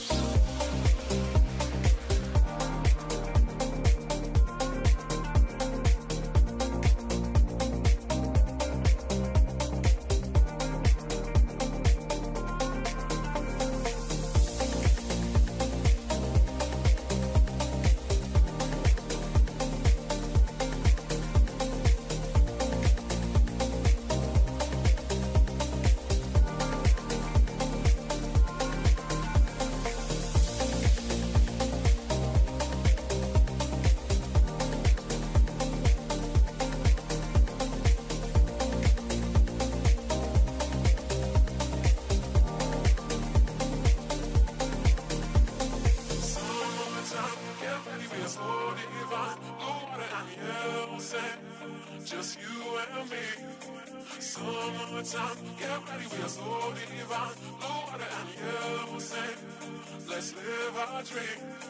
Summertime, get ready, we are so divine. Blue water and yellow sand, just you and me. Summertime, get ready, we are so divine. Blue water and yellow sand, let's live our dream. Summertime.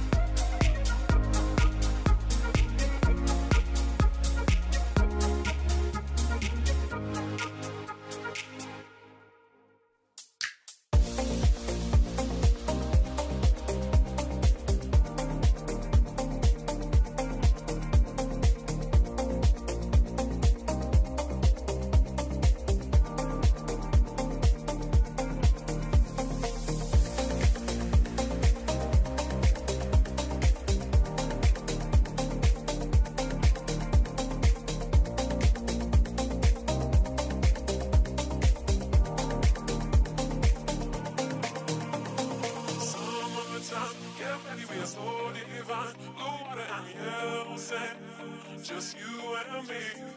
Summertime, get ready, we are so divine. Blue water and yellow sand, let's live our dream. Summertime, get ready, we are so divine. Blue water and yellow sand, just you and me. Summertime, get ready, we are so divine. Blue water and yellow sand, let's live our dream. Summertime.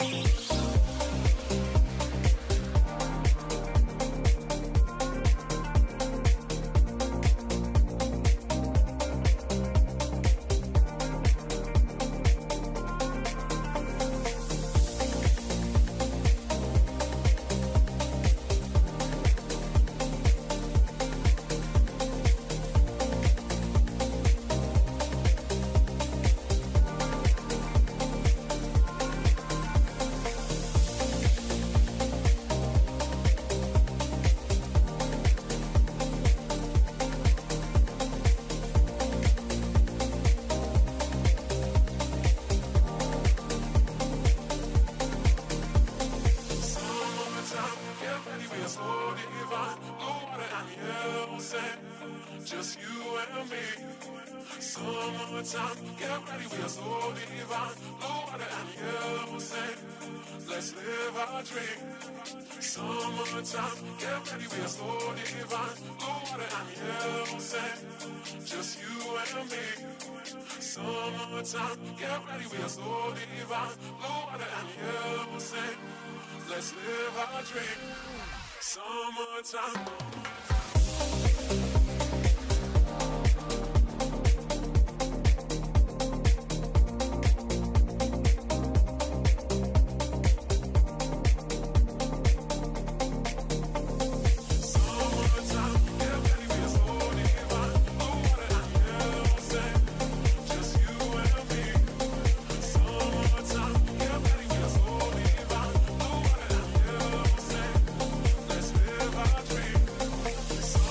Time.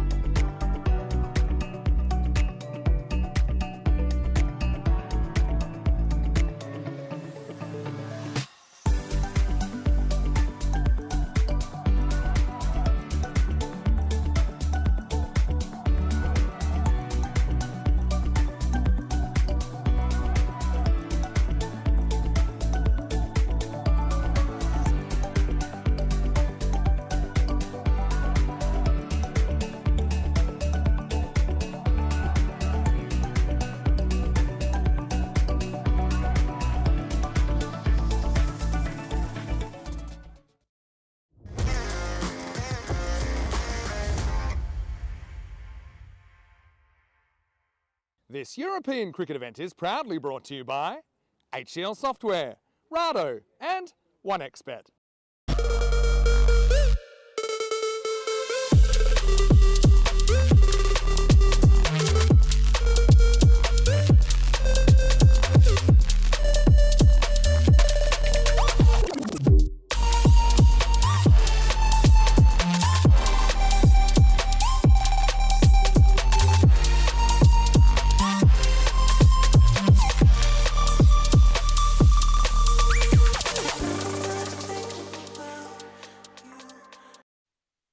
Hello and welcome back. Well, hard to believe, but we're halfway through the action already here on day one of this ECS-W in Landskrona, Sweden. Coming out match two, of course, the same two teams. Malmö taking on Gothenburg CC or Göteborg CC.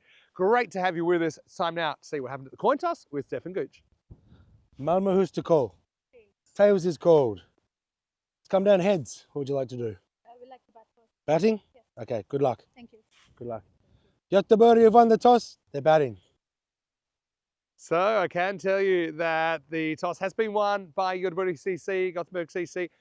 They won the toss earlier. They elected to bowl. Obviously, they went for kind of big runs early on. So this time they have elected to bat first. And look, I think what we have seen so far, if you do get chances against the openers, you better take them. And also, you know, the bowling, if you can sustain pressure for a decent length of time, then that's your best chance, I suppose, of creating a wicket, because I don't think too many of these openers are giving their wicket away. I think they've got really, really good options all around the ground here. But of course, I guess we'll know at the end of the day whether we're looking at 2-0 kind of result overnight or whether it's split going into day two. Looking forward to this one. I just heard that maybe we have a Stanley sighting here. Where is Stanley? I don't know, but I know where Tina Goff is. She's in the commentary box. As we get ready for the start of match two, Göteborg CC. This time they want to bat first after winning the toss, so we'll have a different order of innings here than we saw earlier in the day. Over to you. Let's get ready for the second match. Thanks very much, Vinny. Still on the lookout for Stanley, and Gothenburg are on the lookout for their first win in this historic first ever ECS-W in Sweden. Well, they've at least won the toss on both occasions. This time they want to have a bat, try to get some runs on the board. Their side is unchanged as Amali Jayasuriya, I'm sure, will be featuring heavily near the top of the order for her side. As for Malmö, Rana has made one change, bringing in Marie Williman for her first go in this series. And, well, the first game was a little one-sided, wasn't it? Malmö showing their skills with both bat and ball. They batted first, put on the old 1-2-3 on the board, and it proved to be too much for Gothenburg, who fell 76 runs short. It was also due to a pretty comprehensive bowling performance from Malmö. They do have experience in their side, and international experience at that. But for Gothenburg, it will be another bite at the cherry and see if they can get a win on the board to level up the series going into tomorrow. Remember, it's a 4-game series, 2 games today, 2 games tomorrow. And by the end of play tomorrow, we will have the winner of this first ever ECS-W. Well, the win predictor is firmly in the favour of Malmö, not only based on that experience, but also the win in the first game. You can see the birds flapping around there as the girls go out into the middle. Malmö, they were very impressive in that first game. Firstly, with the bat, the likes of Rana, of course, the captain. She was just 3 shy of her first ever half century on the network, 47 off 30 deliveries. And, well, she could have actually got there.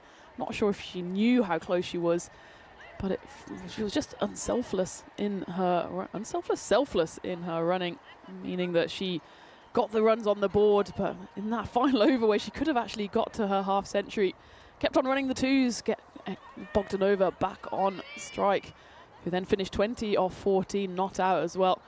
So there was a lot of intent with the bat, and they followed that up with the ball, and it was just a bit too much for Gothenburg. But it's a new game, a new afternoon here in Sweden. Gothenburg have sent out Chamto and Vikberg to try and get the runs on the board. As for Malmö, it's Sassi Jampa who will bowl the first over. So very much business as usual. Usual openers, and Jampa also bowled the first over in that game this morning. Conditions have changed just a little. It's got significantly cooler here in Sweden. The cloud cover has come over.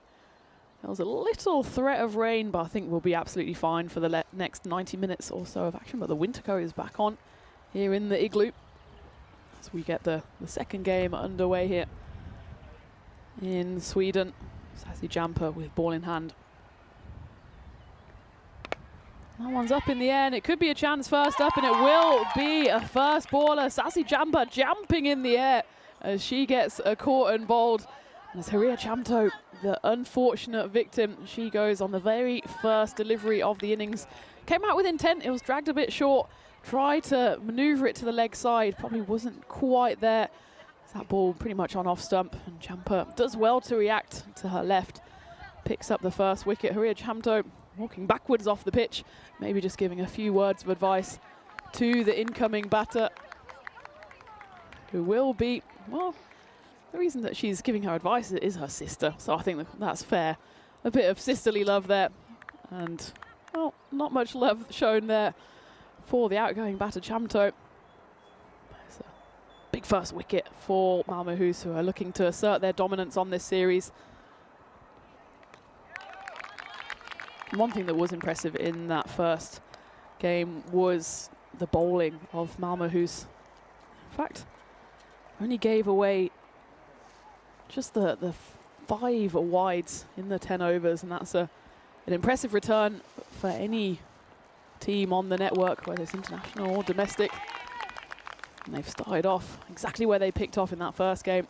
Jamper just bowling that probing line outside off stump, and Chamto here just needs to get her feet moving. She knows the ball's coming outside off. She can almost move across already. Well, just as I say that one's gone down legs. A bit of hesitation, both with the 2 runners and in the field, as Marie Willeman gets her first taste of the action on the 45. They do manage to scamper through for the first run, though.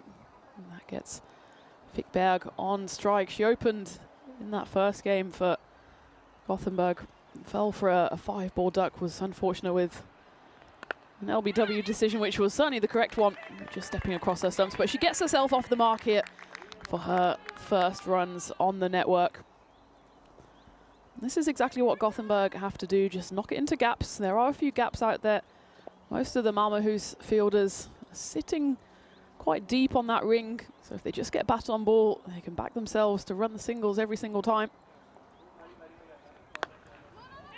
Oh, I said that then. They don't take the single on that occasion, as Maria Esan bowled very well in that first game, lurking in the covers. So that will be the end of the first over. 2 runs on the board for Gothenburg, but they have lost that first wicket. Maria Chamto going very first ball of the game. So we take a look at the ECS-W happening with a bit of Christmas cricket coming your way in December. And Sweden, of course, will be featuring in that emerging division. It's the first time we've split the ECC into not just the 2, but the 3 divisions. And it will be the emerging sides that will get us underway in the very first week of the tournament. It's Kanchan Rana who comes in and almost repeated the trick of Jamper of getting a wicket off the very first ball, because that came off the bat of Wickberg and almost rolled onto the stumps. What would have been a very unfortunate dismissal. She works that one away to leg side, and that's nicely done by Petra, getting just the gaps perfectly, and that's the second run for her. Yeah, so very much looking forward to the ECS-W at the end of the year. Merging and then into the Challenger division before the Premier division to cap things off, and that will end just about the 20th of December. So perfect end to the year on the network, and what will be the biggest and, well, let's call it the best year to date on the network, with so many games coming your way. 365 days in the year and more days of cricket coming your way, bending the laws of space and time here on the network to bring you non-stop cricket action.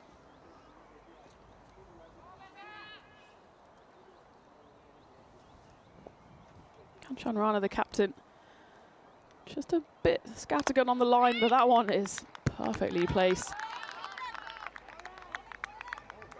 And this is something that Gothenburg will probably have to work out quickly. They only have tomorrow after this game that they need to try and work away those deliveries that are on the stumps, because Malmahus don't give you too much width.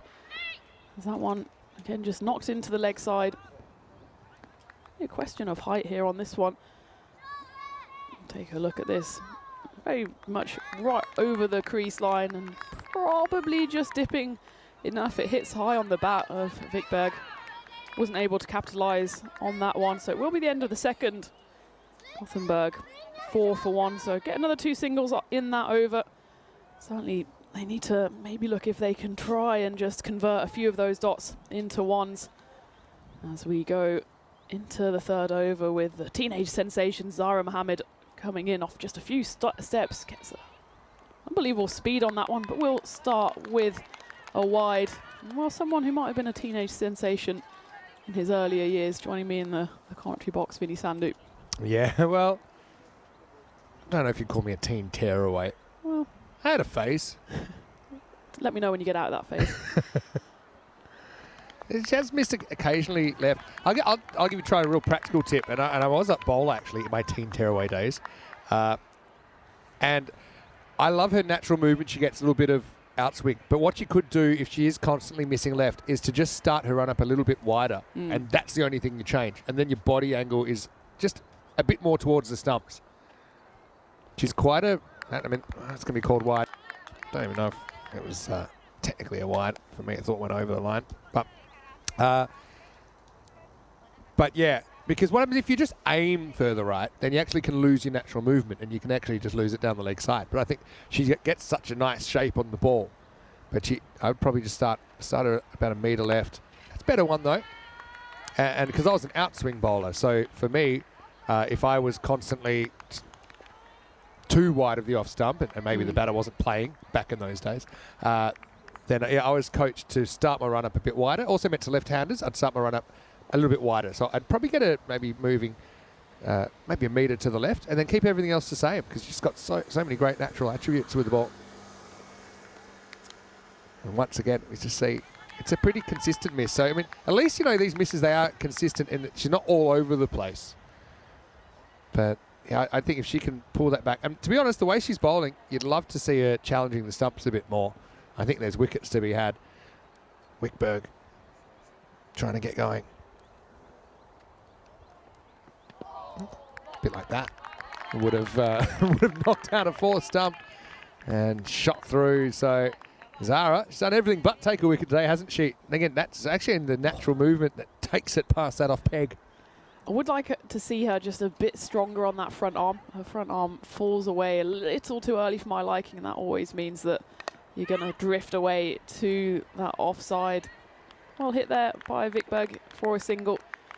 And that's something that is often the case, especially with women's bowlers or girls as they grow up. They just launch with the arm they're throwing with, and they forget about the importance of that front arm. And if you watch Zara here, her left arm as she goes into her load up falls away a bit too quickly, and I'd like to see her stay a bit taller at the crease because she's relatively tall. She's only 16 years old, so maybe got some growing to do. Yeah. If she just goes a bit stronger through, it'll also give her a bit more pace. Yeah, definitely. I think obviously you're in a really good position to speak about that. As I suppose you had your own tearaway phase. Left arm fast. Ish. Couple to go on the power play here. Cool. But I think she's got so much of the attributes that you need. The fact that she can bowl off just a few paces, which I think is good, especially for someone so young. It means she doesn't get tired as quickly. And if she can just build on that, she's got such a solid foundation. Maybe as she plays a bit more cricket, she can build into getting a bit of a longer run-up. And with that will come a bit more rhythm, a bit more pace. I think she can be a very, very dangerous bowler. She is already, and she's proved that in the game this morning. And in this one already, we thought it was the end of the over, but there is one left. So Zara's been called back, has another go. And the result is exactly the same as that one zips through to Elsa behind the stumps.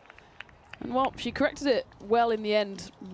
Shows again that she's able to learn quickly. Starts with 3 wides and in the end finishes with 3 dot balls. So at the end of the power play, Gothenburg 10 for 1. Yeah, and doing a good shutdown job, even with those wides. I mean, that's when I talk about, you know, good spot to miss. I mean, rather than give a gift that's outside the legs. That's an easy put away for 4 or more.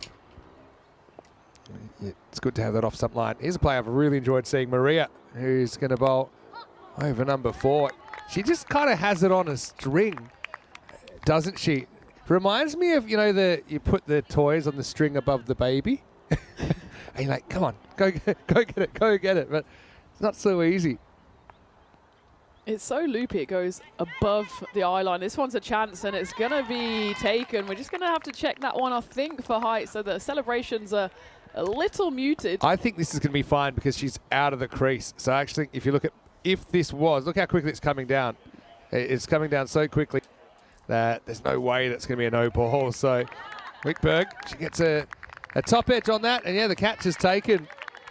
And so Maria, she's going to enjoy that. She's amongst the wickets. And it's the second one down for Göteborg CC. They're 10 for 2.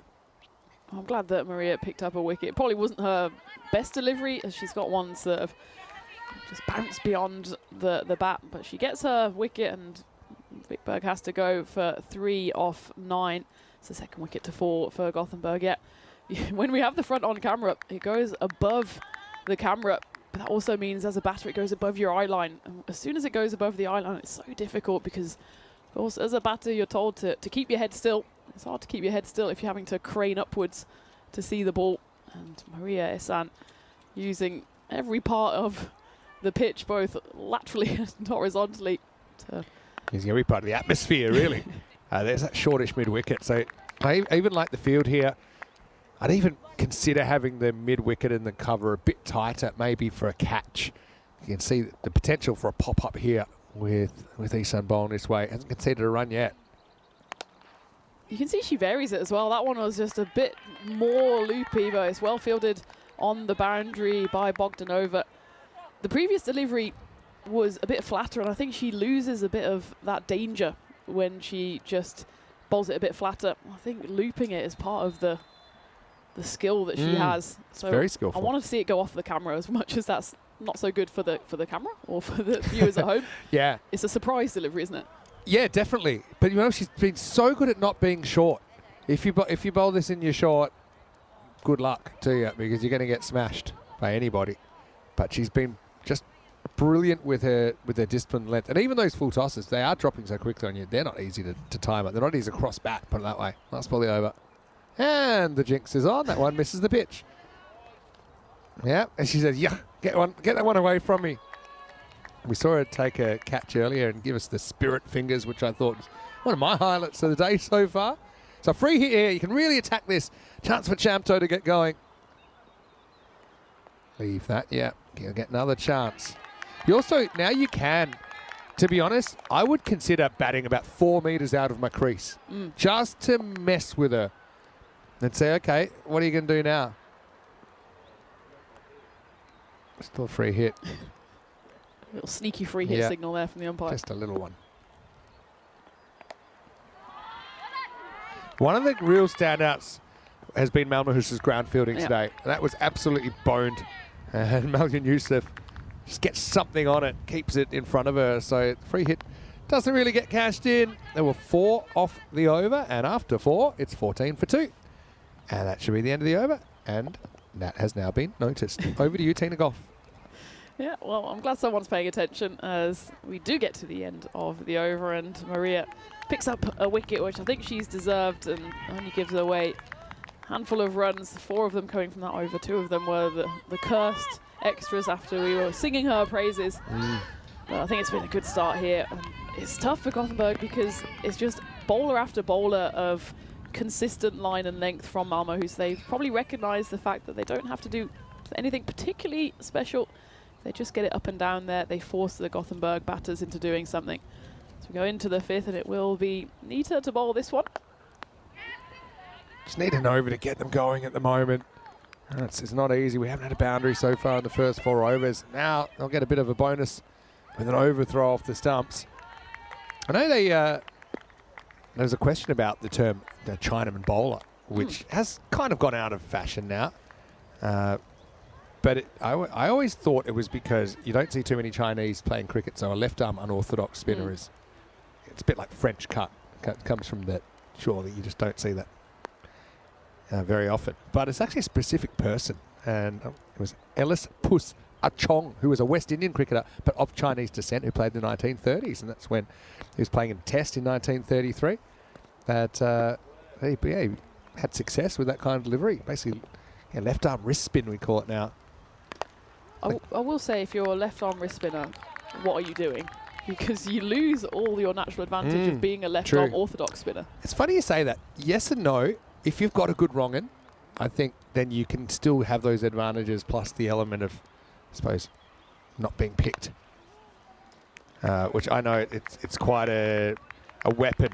And going, I mean, Brad Hogg is a guy in the early phases of T20 franchise cricket, even though he was about 45 at the time, still bamboozling people. Dalgard with the ball. I just think this one's going to be a tight one if the throw comes in, and it will be a wicket. And again, it's the fielding strength of Malmohus that comes through. That one goes into the covers. It's just to the left of Kanchan Rana. I don't blame Gothenburg for going for the run here. It doesn't go straight into the hands, but Rana gets round lightning quick. And the fact is as well that Rashmi there was just caught on her heels. If she set off straight away, I think she could have got in. That's the pressure, I suppose, of the field being kind of in. And you're right, she had like it's almost like a start-stop penalty, a stop-start penalty in Formula One, where she came to a complete standstill there, and then it was just going to be tough to get going again. So Somashaker, unfortunately for her, she'll be run out for the second time today. She's out for one, and it's 16 for 3. Again, Malmohus, they are absolutely ruthless in their fielding. Rana, almost the perfect throw into the keeper. It bounces up to the top of the stumps, and Elsa does the work. But you got to try. And so run-outs, I suppose, are going to happen. And so Jayasuriya is the new batter. Dalgard, again, she's just showing that expert control. I had seen her become kind of a regular at the higher level of cricket as well. Last ball of her over coming up. Some light rain falling, actually. The clouds have been threatening for a little while.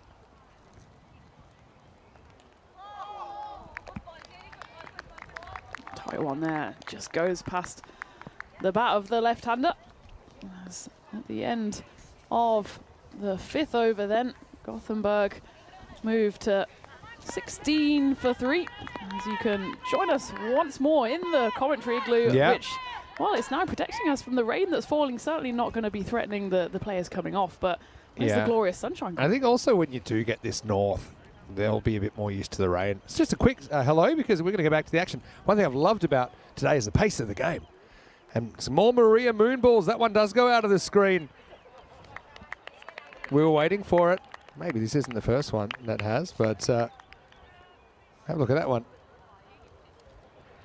Pavel was the first to do that as a regular thing. It's Maria bowling a 2 in tandem. That's a rare one. It's a rare one that actually does pull short. So that's going to be a no ball free hit to come. That's one also, though. It's basically a free hit before a free hit. If you can see it's going to bounce twice, you might as well have a swing at it. It will be a no ball, even if you get caught.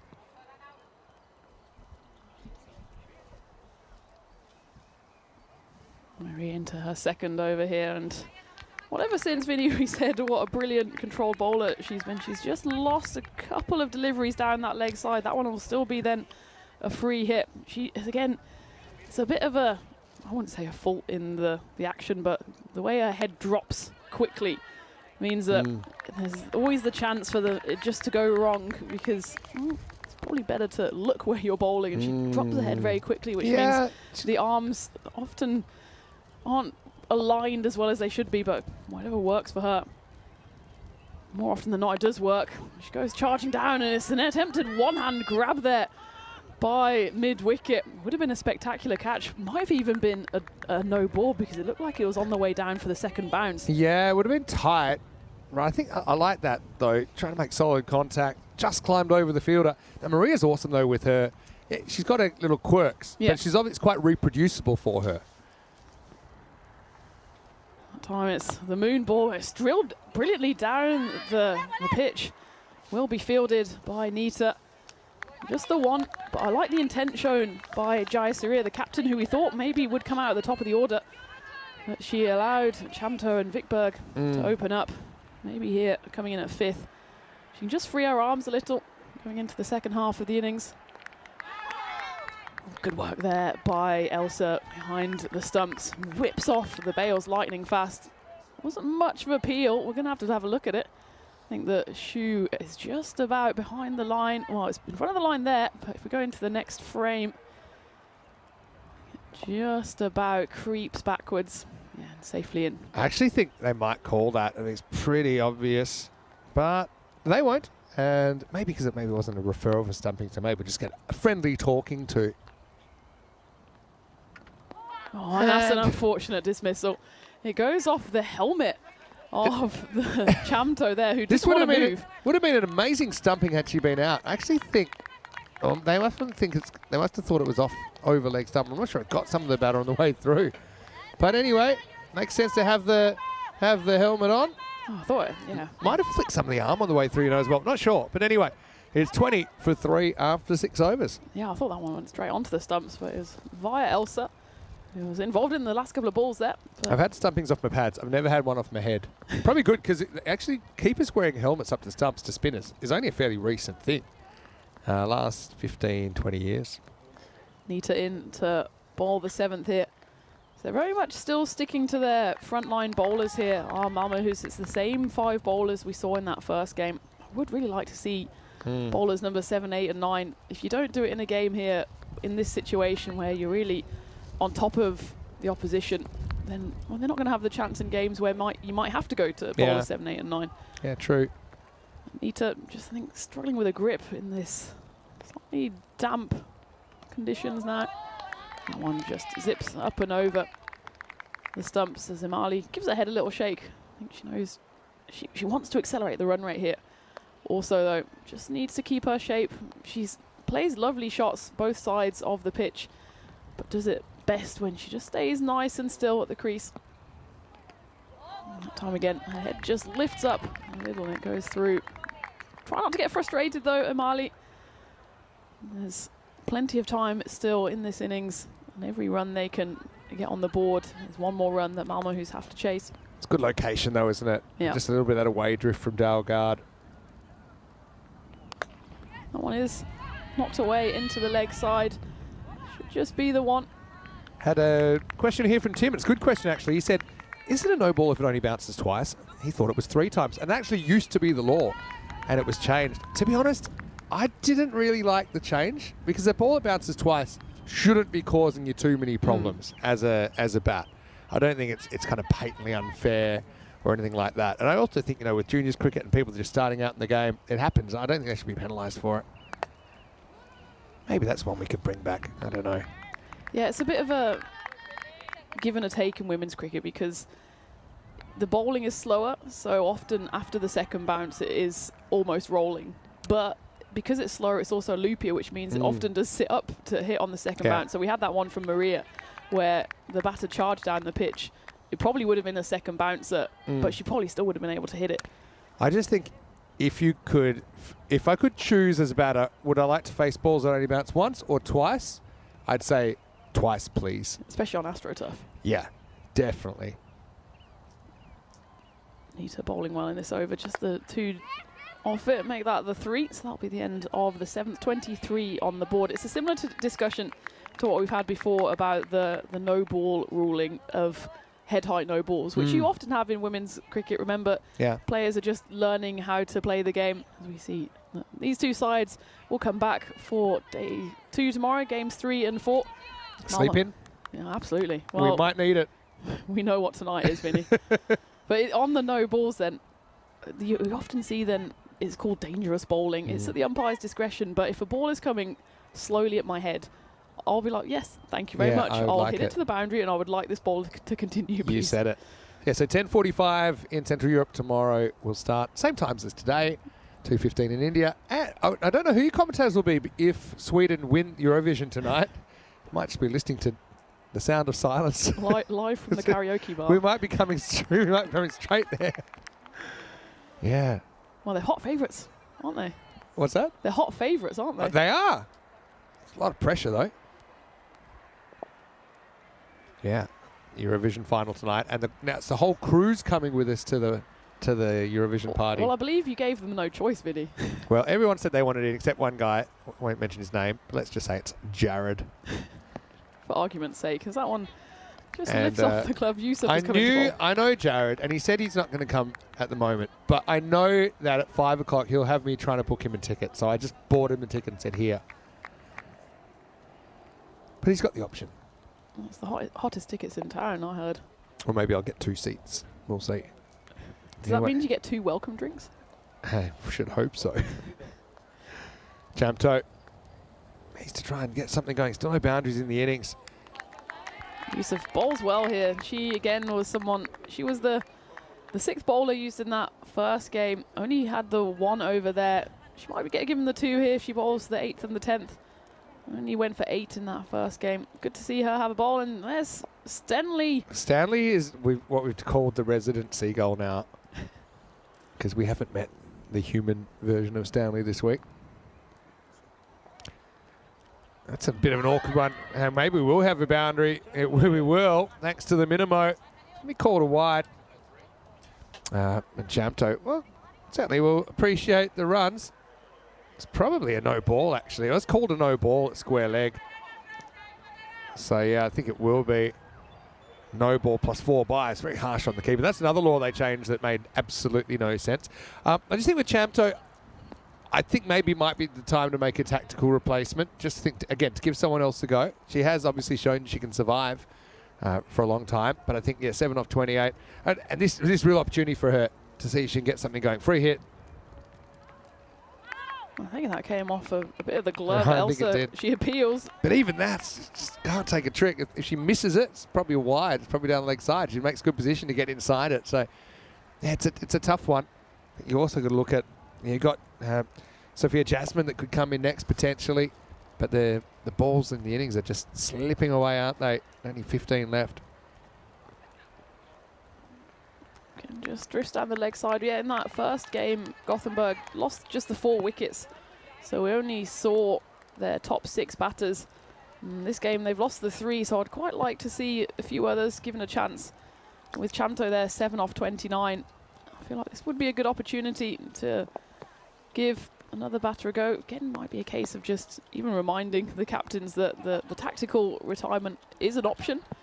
It's probably something they would not usually consider. I think in this circumstance it could be a good opportunity. As it is though, Chamto continuing and the rain continues to fall here. It's just getting a little heavier. I think it's okay to stay out. It looks like it's just this one heavy cloud that's looming above us here in Landskrona. So yeah, just got to get through these 2 overs potentially. You're looking at maybe 6-7 minutes of play. Keep an eye on it, Yusuf. And again, they probably could run there. Elsa's quick to get to the ball, but if Jayasuriya, the non-strikers, is backing up just a bit more aggressively, she's not really backing up at all, to be honest. Lifts the bat in solidarity, but doesn't really take a step. You're right. At this stage, again, if you get run out, what's the harm? I mean, I think at this stage, these 2 9 off 38. Yeah, you don't score 100% of the runs you don't try. How that goes?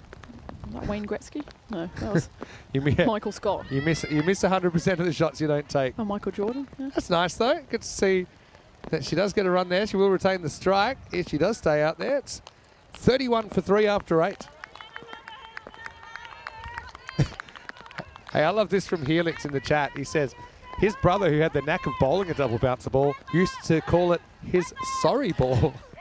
I don't know why, but I just have the impression of a Canadian. Just as soon as they're bowling, they just go, sorry. Yeah, well, it's the sorry balls that often get the wickets, It can be. Yeah, we like that. We'll call it the sorry ball from The now sorry on, I ball. reckon. I mean, you should be sorry for bowling to me because I'm going to hit it out of the ground. Oh, exactly. Did I tell you this? We talked about it last week, I think. Anyway, first we'll go back to Rana, the captain, in the 9th. But there was a time where it was Andre Adams from New Zealand really tried to perfect this, bowl it so short and then try and basically make it a Yorker on the second bounce. And then I think they rushed to outlaw it after that, but it wasn't any good because he just kept getting whacked, because it does surprise you, and then about 3 seconds later when the ball arrives, you hit it for 6. Stanley agrees with me, no doubt. Well, it's certainly weather for the Seagulls at the moment as the rain continues to fall, but Rana continues into his second over, and that one has been crunched away. We're going to have a Mexico, we're going to have a goal, yeah! Oh, Jasseria, the first Maximo of the weekend. It was short and it was pounded and it's picked out of the back of the net. What a shot. Well, power-wise, this is the best shot of the day so far, right into the power zone. And yeah, 2-0 to the Horses in Landskrona Football League. That one was absolutely battered into the back of the net.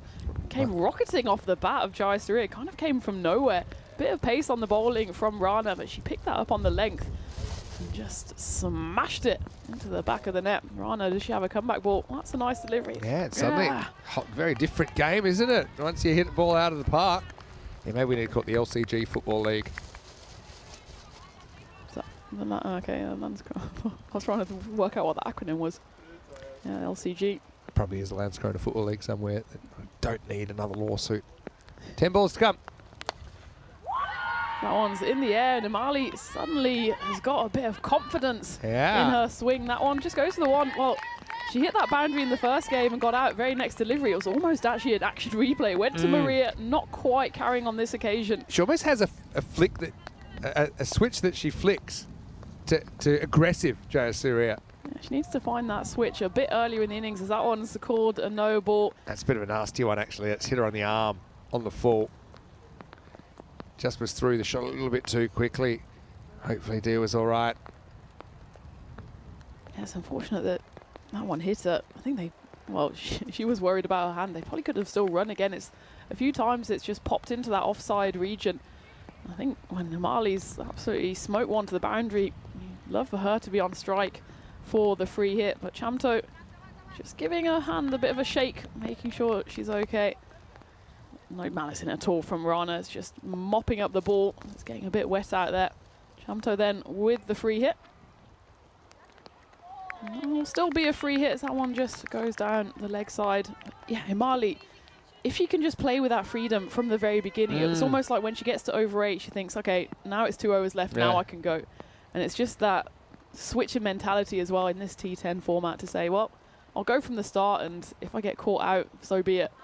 Because it could lead to some of those brilliant moments like that Maxi goal, as Chris has dubbed it in the chat. That's definitely going on the social media.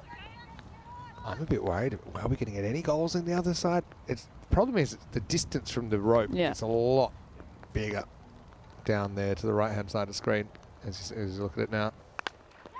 That one's cracked away into the leg side. So Chamto gets back on board. They're going to consider going for a 2 here, but Jai Surya puts up the big hand and says, no, it's my time to shine. Yeah, puts up the stop sign. I think at this stage she just feels that she wants an opportunity to face and would rather do it sooner than later.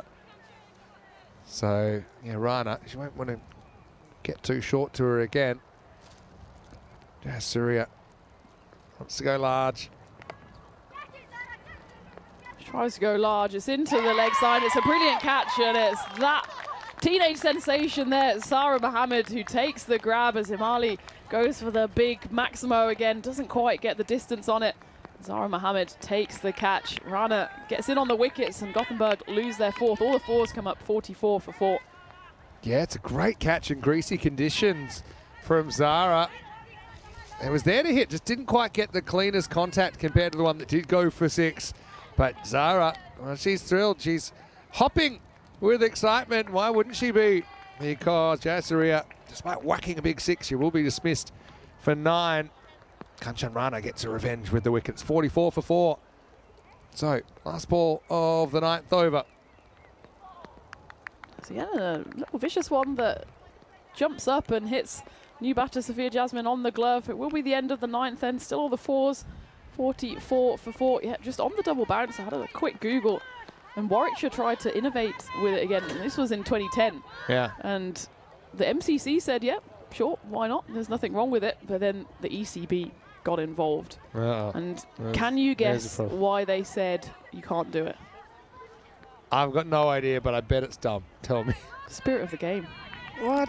They said it is considered inappropriate for the image and spirit of our game. But it's one of those things that it would have taken care of itself anyway. Yeah. It's not such a good tactic. Do they know how cricket started? That you rolled it along the ground, underarm? Well, Champa's come Don't go here there. to not roll it along the ground, but bowl what is a spirit of the game delivery as that one goes into the leg side. Nita, though, with a rocket arm, throws it back in. There's a chance for a run out there Spirit for of Elsa. the game.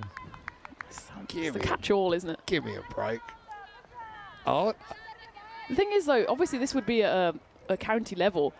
It's quite a skillful thing to be able to do. And if you get it wrong, it's such a hit-me ball. So if they want to do it, do it. 100%. Because the margin of error is so Might as small. well ban reverses, Yeah. you know? Well, that's the thing. It's an innovation. If the batters could innovate, switching hits, switching hands, why can't the bowlers innovate? 100%. This is Jampa coming back. It looks like Champto's going to go the distance here. Spirit of the game. And the bowling coach for Warwickshire, Spare me. the bowling coach for Warwickshire was disappointed because he said He thought he was onto something. He would have found out he wasn't, but that one's knocked away into the leg side. Well, he had the go-ahead from the MCC and he thought, great, let's get cracking. And then the ECB come with a clunky spirit of the game I bet they're the ones terminology. that decided it was unfair on keepers. It was unfair on bowlers to be pinged for like a no ball going to the boundary. And now that's buys. Anyway, let's not get... I don't want to get in one of my grumpy old man phases.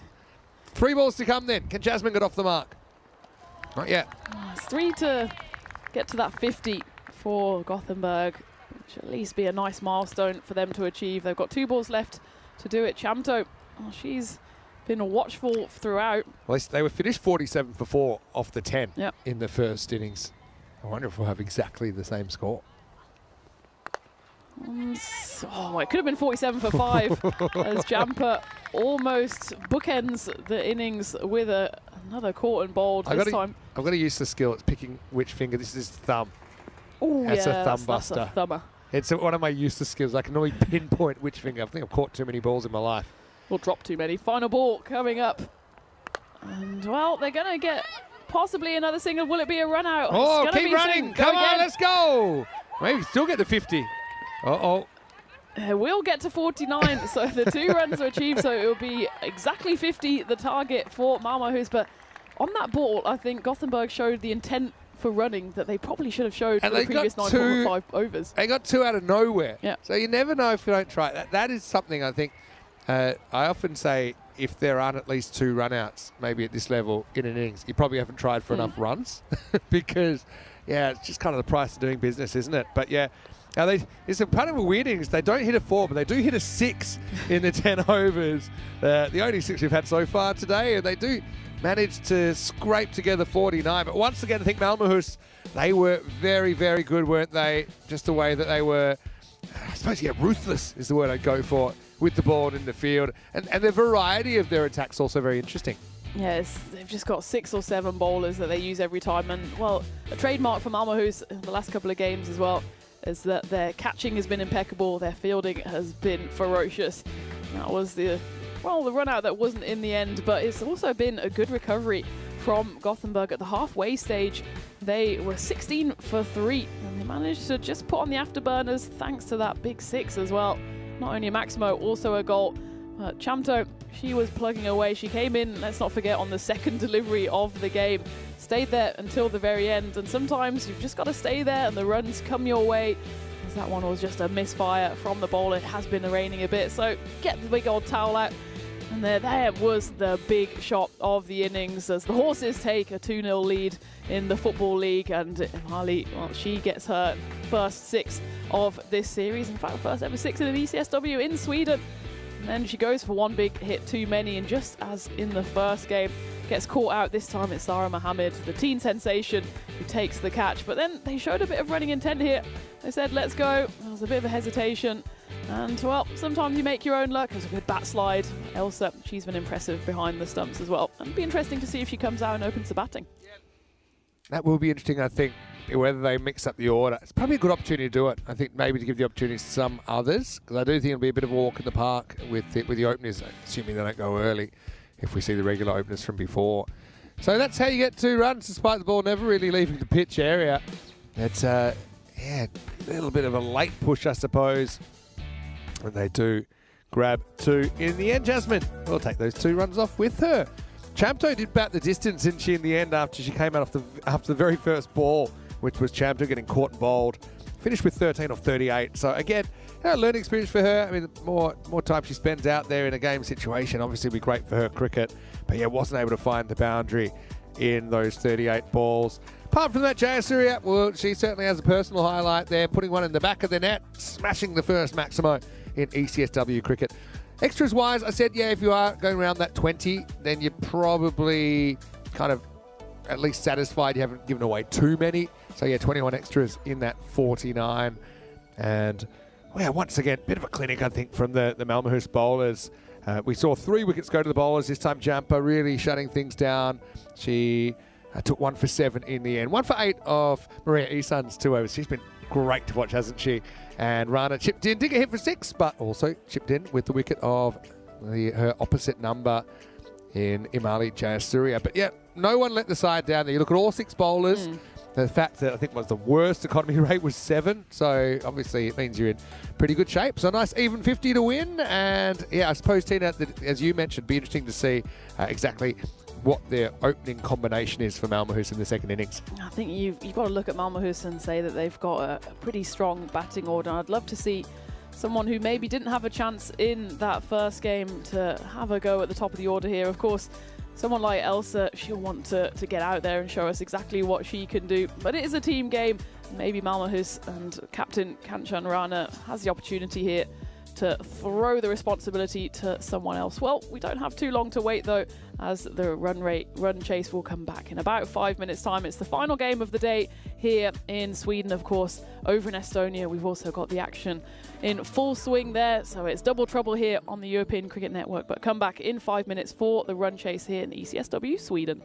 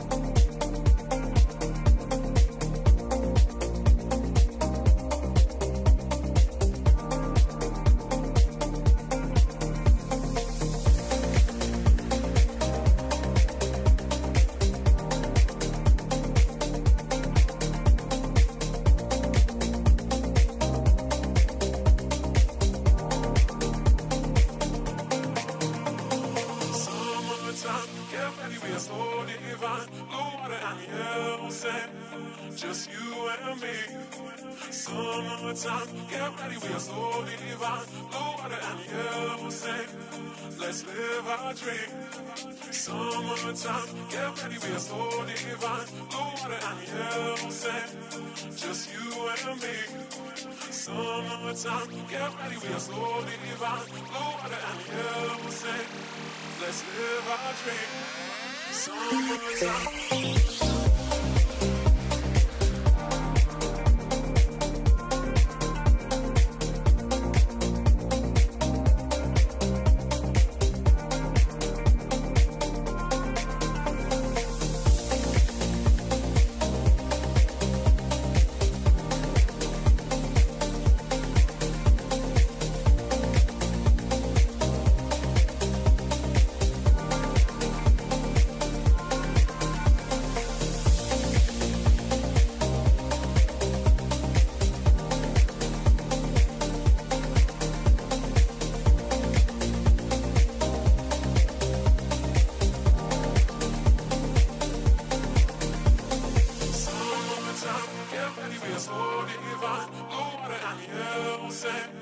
Just you and me.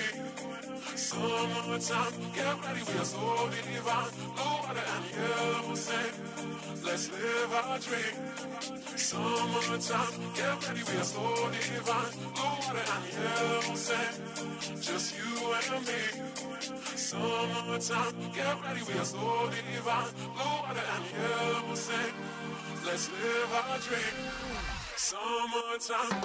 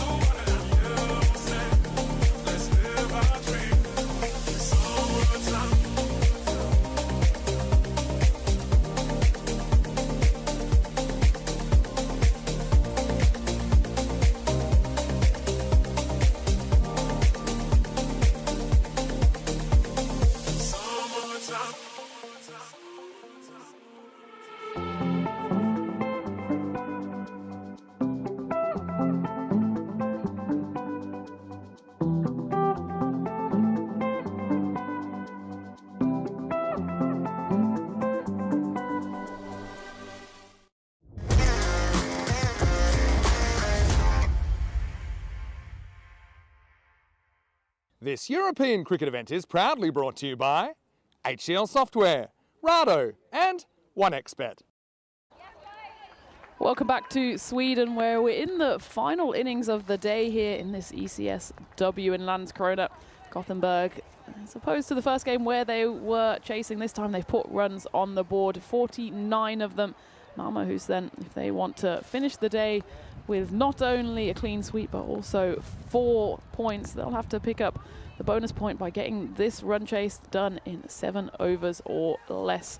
Certainly that might be the way it goes, but it does depend on how Malmö, who's attack this with the bat. Could be that they change up their batting order, but I do see the familiar figure of Elsa Thelander going out to face the first ball. She's someone who we know can hit runs and hit them quickly. 36 she scored in just 21 deliveries in that first game. She did in the end get out to a run out, but she'd already done the damage there for her side, looking to inflict some more pain on the Gothenburg bowlers. Speaking of bowlers, Himali Jayasuriya, the captain of the Blues, looks like she'll be bowling the first delivery. So Elsa Thelander has been joined out there in the middle by the teen tearaway, Zara Mohammed. So it is good to see that Zara is getting an opportunity to bat after she didn't have one in that first game. Of course, Malmö, who's only lost that 1 wicket in game number 1. Elsa Thelander knocks that one away into the leg side, so Zara Mohammed immediately on strike. Win predictor firmly in the Malmö Hus camp. You would say that that's pretty much spot on, given that Thelander has come out and We know that she can hit runs. Interesting to see how Zara Mohammed goes, though. She's proven her worth already with ball in hand and in the field. And if her batting is anything like her bowling and fielding, then might be in for a few fireworks here. And that one's called a wide. Actually might have to be checked for a no ball. I'm not sure where that one landed. No, it did land firmly on the blue. And a bit of swing, actually, from Imali. Just needs to correct that one. Get it up into the toe region of Zara Mohammed.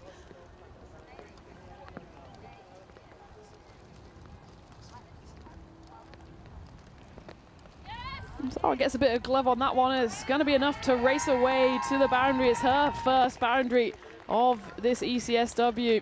And it's no surprise at all that the teen tearaway is getting straight into her work. Imali actually bowls with a bit of speed, so Zara just had to nudge that one away, and it flew away to the rope. So the first boundary of this run chase has been scored, and joining me for the final time in the commentary box for today is Vinny Sandhu. Second and final. Yeah. Ooh. God, we love it, don't It's we? not something we get to say very often. Except if you're Phil sipping mocktails all day, then going out and doing a double header in the night series. Oh, he knows where his bread's buttered. Phil's very smart. You've never done a night series, have you? I haven't. I can't grasp them out of Phil's grip. Yeah.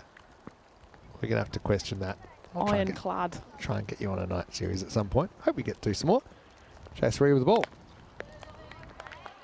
That's a better angle from Jai Surya. She goes around the wicket. The head-banded bowler, the captain of Gothenburg, who, of course, had the highlight in the first innings of the first Maximo. This one goes up in the air. It's not going to have enough on it to be a Maximo. It's a difficult chance, and two of them collide. I hope they're okay. It looks like, well, smiles on faces, which is always a good sign. It was the 11 against the 1.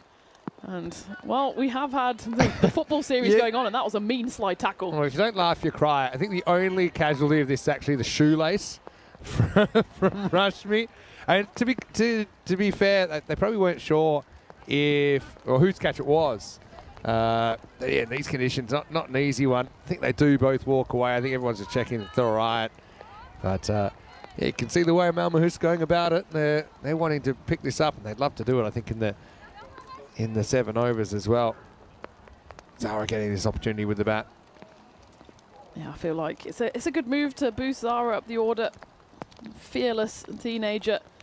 He's happy to swing the bat. This time swings it, doesn't get any contact on it, but Elsa calls her through for a bye. And this is something maybe that Gothenburg have to learn from Malmahus as well, is the positive running, which starts with the backing up. And Elsa there positively backing up at the non-strikers. And every time it doesn't go cleanly into the keeper's hands, they can pretty much take a run. And Gothenburg, well, if they'd done that a bit more positively earlier on in their innings, they could have been looking at defending something like 60 or 70 rather than the 49 they got on the board. I want to talk about a bit of history, and this is history today. Okay. In Sweden. But I think in all my years of doing this, and over 5,000 matches now, and probably over 7,000 on the network, I think that's the first completed 10-over innings where there has been a 6 but not a 4. I was going to ask at the time. I don't think that's ever been done, by the way. Yep. So it's 9 without loss after 1, 46 matches since the Golden Ball. And yeah, there we go. Not often we see things that I haven't seen before. So we saw our first 200 chase about a week ago. Yeah, and a couple of things that are rare, such as a team chasing last weekend in the ECS-W, not losing a wicket, but not winning. So flip it. The other team won without taking a wicket in the whole game, which is kind of weird. But yeah, that happened too. That was the MCC, wasn't it? Oh. Yeah, it was it's actually. It's a bit uncouth to lose your wicket if you're part of the MCC. Spirit of the Spirit game. of the game. Should be a draw. Hey? God. I'm going to have my MCC membership revoked if I... No, you start. just told it wasn't the MCC's fault. Yeah. It was ECB's fault. I'm totally fine with that. It's hit firmly down the pitch, and it goes through the legs of Sophia Jasmine. Can she catch up with it? Well, I think the rain has allowed that Grizzly just to slow down. As Rashmi Somashekar has come on to bowl this second over. Half chance there. Zara Mohammed gets 2 more on the board. You can see the rain is falling, so they're just having to towel off the ball after every delivery. Can I also retract my statements and say hello to everyone at the ECB? We do value your support as one of our European cricket federations. So absolutely. That one's into the leg side. There's a fielder out there. The chase is on, but the Grizzly is going to win. Comes off the shin of the fielder out there. Zara Mohammed, she's in a bit of a hurry here. She's liking the look of the bowling of Rashmi. Big swing of the bat. Zara is not afraid to muscle that one away, and it just skipped off the surface, especially with the moisture out there. And it was a tearaway Grizzly. Vikberg was not able to stop on the boundary, and Mal Mahusov raced up to 15 off just 8 deliveries so far. Need a comeback here to Gothenburg. Even just picking up a wicket or two would be a good sign of success for them. Slightly over pitch though again, and Zara again, she's going to go back-to-back boundaries. Promising signs for the teenager. She's got some style as well, doesn't she? She's got the backward cap on, and she clubs that one away for a 4. He's a good player already. She's only going to get better as well. She's got that confidence about her game. She's enjoying being out there. But this has been a real, maybe not such an obvious thing, but something that has been a big difference, say, is the ground field in between the two teams. I just think that in the first innings, normally that was at least stopped partially. It's kept on the field of play. And Zara flying 16 off just 7 balls. It's a better line bowled there by Rashmi. It looks like Zara loves to hit anything that's straight at her into the leg side. This time, a bit of width on offer. She does go for the big swing. It's well stopped as well by Vani Rana, the wicket keeper. That just died on her. And again, you can see her every time. It's funny that one. That ball. Well, Zara wants to come front foot, and that was shorter, probably an easy cut shot. Yeah. But she'd kind of already committed that front foot and ends up missing out on it. Again, Zara goes leg side. This time it's fielded well by Vikberg on the boundary, but this is already a productive over for Malmo, who's 11 runs coming off it, 1 to come. Of course, we're into the final innings of the day as well, so take any random questions that are in your mind and plonk them in the chat, and we'll be happy to answer them. It's, of course, Eurovision Saturday as well. What better place to be than in Sweden, as that one's called a no ball. Yeah, I think it was too high. So be a free hit here for Elsa, as they did rotate the strike. She goes after that one, crashes it away. Might have actually been a wide, but it's fielded well there by Rashmi on the 45. That was an excellent piece of fielding, actually. No one really knew what was going to do off the surface. It was going to skid, it was going to spin. But yeah, this is a good sign. When these kind of balls are starting to get stopped, or at least, just try and make it, close the margins, I suppose, even if you're going to find it hard to win a game this weekend. We also know that things can change very quickly, and that happens all the time in ECN T10 cricket. So I suppose you start square with your opposition at the start of every new game. That'll be the end of the over. Summer Shaker going for 14 in that one, and Malmöhus at 23 without loss. So who are we going for in Eurovision? I think Estonia and Sweden. I love the Estonian one. Yeah. But I will definitely take either to win. I'm not fussy. I already kind of made a few waves by calling the Netherlands one kind of boring yesterday, and I stand by those comments. Everyone can have their opinion, It's just a guy singing a song, kind of looking pensively, throwing in a couple of French words for effect. What we haven't spoken about, and that's telling enough, is the UK entry. And do we have to waste any time talking about it? 0 points. Will it be nil point? Chamto coming in, and good first delivery, knocked away though, and they will again just sneak that single in. Well, the thing is, often in the UK there's a big hoo-ha around it, and we have these national events. This year I haven't heard a single thing, and apparently it's given up. The band is called Remember Monday, and the song, which is I think 3 women, and the song is called What the Hell Just Happened, which probably will sum up, I don't know, it's gone a bit meta. I'll probably sum up the result for the UK, to be fair. I like the concept. You could just actually call the song 0 points. Yeah. And either you're going to be right, or people will ironically vote for you. I think that's the way the UK can try and be successful, is just going for the ironic vote. Definitely. Chamto bowling good lines here. It's just knocked away, and it's just, at the moment, death by 1,000 cuts for Gothenburg, as Malmöhus happy to just knock it into the gaps, take the singles, and then club away any loose deliveries that are bowled. Yeah, in case you missed it by maybe only tuning in today, we are going to a Eurovision-themed party tonight, watch party here in Sweden. Hit firmly into the leg side. There are two fielders out there, and it's a brilliant piece of fielding by Diwa Chamto there, who does her sister a solid by stopping that boundary. It was hit firmly, and she did well, gets her hands in front of her with her body and everything else behind the ball, and stops what would have been an inevitable boundary, just be the one. Ground fielding's certainly been better, and it's pretty courageous stuff there by Diwa. Get the body behind that one. I know that that also, you know, we talked a bit of a random question, talking about Nish and Peacock Friday and his inability to find a suitably peacocky shirt. Wayne actually offered to send some. It didn't really. We ran out of time actually, because Nish now, he doesn't work for us too much. You know, he's all set up in the UK. And obviously wishing him the best. There's that trademark cut by Thalander, but again, the ground fielding's improved, and this time Subramanian throws it back in. But if Nish was continuing more or less full time with this year, Wayne was basically, I was giving him the hotel details, and Wayne was just going to order shirts with Nish's name on it to get delivered to the hotel. So that could have been interesting.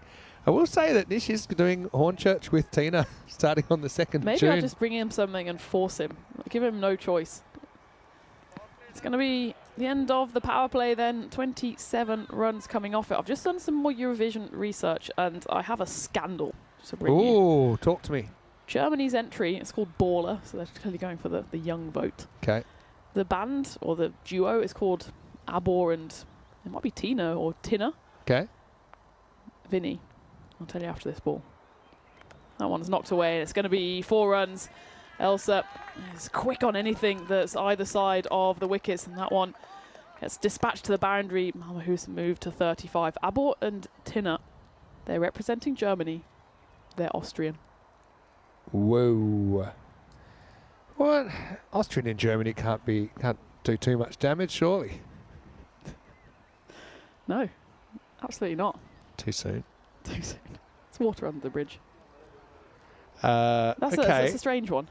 So you got Austrians representing Germany. Yeah. What were the 2 fun Germans doing this weekend? They were unavailable. Stereotype that we like to. Yeah, we love it. We love the Well, one of stereotypes. them's here with me. Exactly. And my brother, I think, is in London, so I don't know. That's it. That's They it, were the is only it? 2 options. Let all our German viewers as well. Had a question from Monty Luce saying, what's the artificial pitch like when it's wet? And yeah, he's spot on. A little bit skiddy. It'll come through a little bit quicker off the surface.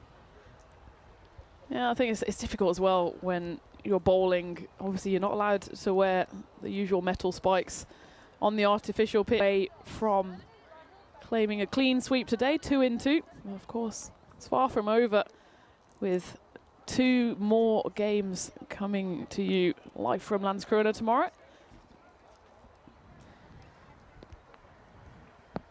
Chamto.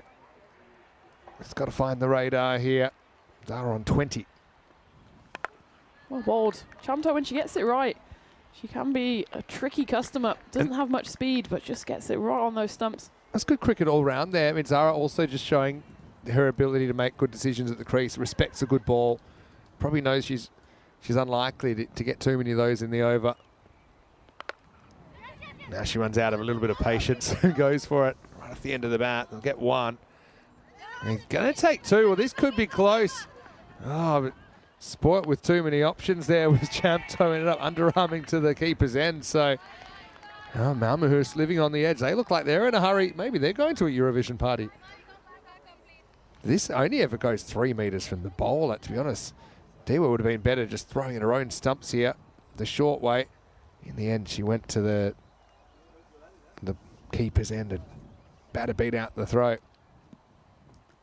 Well, I feel like it's our duty to go to the Eurovision party because, of course, it's happening this year in Switzerland, so the motherland of ECN. So I've had a look at Switzerland's entry. It's someone called Zoe Me. Yeah.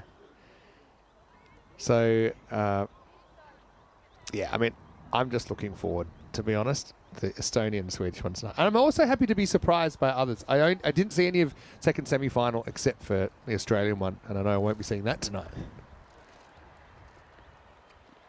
Zara just needs to get her feet moving to those balls outside off stump. She gets away with that one as that one is called a wide. I'd like to see her take that big positive step towards the ball, though. She's got this natural power. Yeah, it's a good point there. You can see Dewar is annoyed there. Just missed the mark. It's 11 to win now.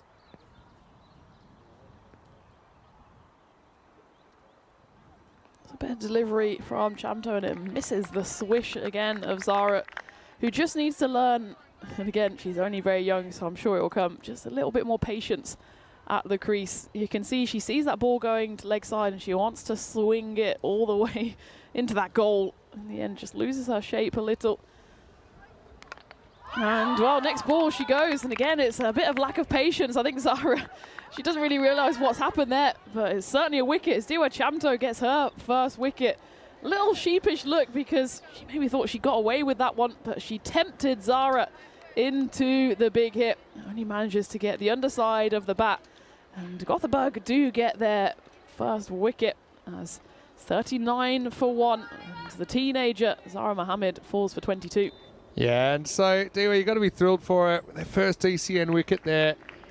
And her reaction said it all. She was thrilled and a little bit surprised as well. I suppose it was a low full toss. But again, you can see the feet not really moving. She went away from the body, and Zara, she's saying, hey, what just happened? And he was saying the same thing. It's 39 for 1. And again, for Gothenburg CC, it's been a bit of a tough day results-wise, but that's another highlight, I think, for them to reflect on. Yeah, absolutely. And it will all be these little learnings for them that I'm sure they'll take into tomorrow and beyond, as they've got, of course, a full domestic season coming their way. Shabnam Parveen is the third batter, so they are switching it up, Marmahoos, which is good to see. At the end of the fourth, then they work their way to 39 for 1. I've got more Eurovision upsetting news. Good. I want it. And it's thanks to my mum, who's clearly listening back in England, and she's broken it to me gently that I don't think we can support Sweden anymore. And you know why? They're Finnish. Okay, but I kind of know. Are they actually Finnish? I know they're from the Finnish. Are they from the region of Finnish where they do speak this variant of Swedish? I'm not having it, Vinny. I'm not having it. Dig deeper. I suppose they all go into saunas, don't they? I did know this already. By the way, Chamto gets out of her over in the end, 1 for 12, and I mean, she's a teenager as well. I mean, she's only 16 years of age, so yeah, big moment for her with her first ECN wicket. Clubbed away by Elsa, and it'll take some stopping, and it isn't stop. You're going to go for the goal. Well, we might have the equaliser there, but Jesus, it's going to be a good hit. Those goals are miles back. I thought they were from the region of Finland that is quite Swedish, though. Explain. Yes, so they're from Vora, which is in the west coast of Finland, so it's very much in Finland, but it's a bilingual municipality with Swedish and Finnish as its official languages, but they're very much Finnish. Kai, which is the band. Okay, but population by native language, 81.5% Swedish. Okay, Sweden, you're back in my good books, but only just. Okay. It was a touch and go moment. Let's dig deeper if this game allows, because there's only 7 to win now. That's a good ball from Jayasuriya. Was that Stanley? Stanley, please come say hi. Maybe. I don't even care if it's not Stanley anymore. That lady can just come and keep us company if she'd like. So Kai, and I think I'm pronouncing that K-H-A. Yeah. Don't want to 7 up here because I want to finish what I'm saying. So, well bowled once again from Jayasuriya. Showing a bit of respect for it as well. They are a Finnish music and comedy group from Vuro in Ostrobotnia, and I just know I'm saying that right. This group is part of the Finland-Swedish cultural sphere. So maybe they have a combined cultural sphere. Yeah, I mean, I know the Scandinavian countries are all very friendly with one another, aren't they? They are very much Finnish, though. They just happen to be from a Swedish part, culturally, of Finland. What is nationality, really? Get all philosophical. That's what the Germans used to say. Bara Bara Bastu. So I actually did a scout job of the karaoke bar last night where this party is. And one of the songs was Bara Bara Bastu, which is what they're singing tonight. There's no way it's not winning. It went down a treat. It's going to win. I can feel it. And the party will go long and hard in Helsingborg if the locals win it. Or the Finnish win it for Sweden. I'm not letting it go. on their Wikipedia as we get to the end of 5. Here it's 45 for 1. It says the song has had extreme success in the semi-final. Hey, guess what? Hips cricket going around at the moment as we've seen Estonia off to an early lead, but yeah, a bit more of a contest in their this is the third game now actually over there, and yeah, these are the highlights of the second innings. So yeah, Bulgaria, I think finishing, I think they might have just brought up the 50, so they fell about 30 runs short, maybe 25 to 30 runs short in that one. But yeah, Bulgaria still finding oh jeez. Anders, can you clip that and replay that again? Because I was going to say that might have been philosophical. Not often you get a replay of a replay, but this will tie the scores with 4 runs to Thailander. She's been so good. You said death by 1,000 cuts. Or she feels like she's cut about 1,000 balls away today. I would like a replay of this, and then I would like a replay of that run out in Estonia. Again, it's just a bit too spicy for the fielder down there. But yeah. Well, Bulgaria obviously playing with a bit of passion over there in Estonia. Yeah, well, it's similar, isn't it? It's one of the all-time bat. We've had some good bat throws. We don't condone it, but we love it, but we don't condone it. Any score wins it here. It will be chipped into the leg side, and they'll run through for a comfortable single. They don't have to run anymore because that is job done and, well, almost finished with a trip to the dentist as Chamto, well, finishes the game with a smile on her face, but it will be Malmo who are smiling as they take the second win in succession in this ECS-W in Landskrona. They comfortably brush aside Gothenburg by 9 wickets. But all is not lost for Gothenburg, of course. They have the 2 games coming up tomorrow. And I think they'll have a lot of experiences, a lot of learning from these 2 games. And even the difference in the fielding in particular between games 1 and 2 was significant. If they can just put little elements of their games together, Gothenburg, they're bowling relatively well. They've thrown themselves in the field, and if they can just get a few more boundaries, take inspiration from Imali Jayasuriya, who smashed that one into the back of the net, and I think they could come back stronger tomorrow, and that's certainly what we hope for. And you can see, absolutely loving it are Malmo Hus, and why not? Because they've had an almost perfect day here in the field, taking back home to Malmo 2 victories. As it's Elsa Thalander again impressing with 18 off 16. Shabnam Paveen, she only got to face the 1 ball. As you can see, she's pretty happy with her effort as she remains unbeaten. Malmo Hus deservedly take 2 from 2 here. Yeah, they do. And it's a reminder that there's still 1 match to go in Estonia today, but then, of course, tomorrow it will continue with a 3-match day there. They've got the early shift. But, yeah, I will say their turn on now because... just going to work out how long until the next game there in Bulgaria, in Estonia, I should say. The next game will be coming up in actually about 45 minutes time. So we've got a bit of extra time before that last game of the day. But right here tomorrow we've got the late shift, and it'll start 8:45 a.m. GMT, which is 10:45 in Central Europe, and 2:15 in India. Join us for games 3 and 4. And yeah, of course, Gothenburg, so you said they'd love a win, but even just to be competitive and create some more moments, even if the series is decided. Obviously, all 8 points today went the way of a pretty impressive Malmo Hus, who made reasonably light work of this target of 50. And it was Zara at the top of the order who was a bit of a difference maker.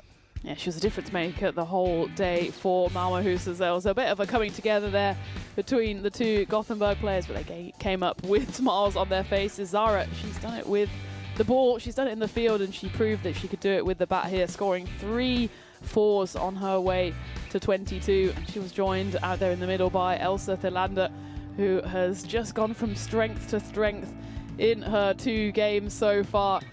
She remains unbeaten on 18 off 16. And, well, a feature of the Malmo Hus innings is that they have been able to find the boundary with regularity. That was 1 big shot too many for Zara Mohammed. As Tiwa Chamto, you can see the delight on her face as she picks up her first ever ECS-W wicket. Unfortunate for the teenager, I'm sure she'll come back with fire in her belly tomorrow. And then it was down to Elsa to strike the winning runs.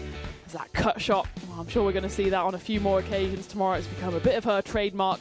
She She gets the winning runs there, ably supported by Shabnam Parveen, who is happy to get out in the middle, but smiles around between these two sides who know each other very well, and we're looking forward to welcoming them back here tomorrow morning. Yeah, and actually, we talked a lot about the cut of Talon. I thought she played that shot well. But also, she's a very good whipper off her pads as well. I just think she looks very compact and complete, and she's still only 17 years old. Zara Mohammed, though, at the top of the order, gets her opportunity and takes it with both hands. 22 off 16. She was the only wicket, though, as she chopped on to Diwa Jamto, awarding Jamto her first wicket on the European Cricket Network. I think both teams were reasonably good with wides, comparing to some of the other ECS-W cricket we've seen, and ECN T20 IW cricket we've seen as well. So averaging maybe around 2 and over. Again, they'll hope to bring that down a little bit as time goes on.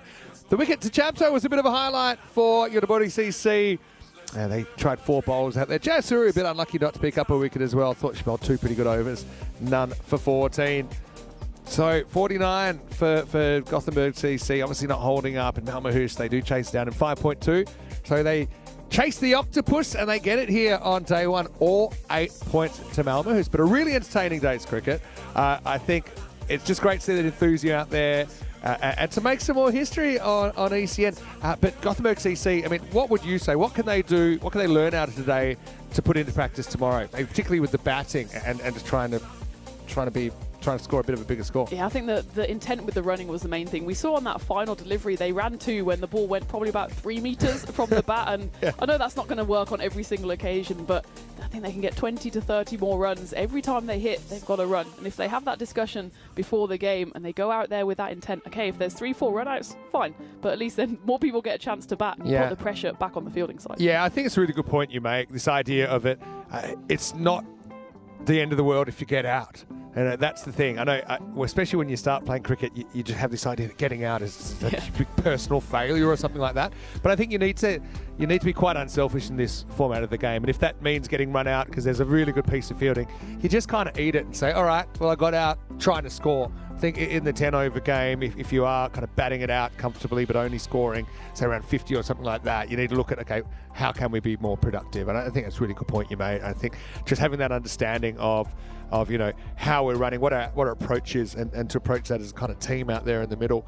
So this is what's coming up tomorrow. Of course, we've got the same timings here for matches 3 and 4 of the series. We start 8:45 a.m. GMT, which is 10:45 in Central Europe, and 2:15 in India, with Malmöhus hoping to sweep Gothenburg CC, I'm sure. Big thanks to everyone here. Great to see some new players on the network today. I think we had 18 debutants in the first game of the day, which I think is absolutely sensational. But also big thanks to the umpires, the officials, to Adnan, and obviously he's doing so much for us at the moment at the ground. But everyone that's helped from the local committee has been sensational. Are you ready to have an afternoon in Helsingborg? Happy Eurovision. There will be some Eurovision chat tomorrow morning, I'm sure about that. But don't forget, still got Bulgaria, which will get underway once again with the last game of the day there in 45 minutes. But until then, Vinny Sander here, Mr. Max, on behalf of everyone at European Cricket, including Tina Goff. Hope you have a wonderful Saturday afternoon and Saturday night. We'll see you tomorrow for more ECS-W. But until then, enjoy these best bits of the opening day of this series. Good night. My body.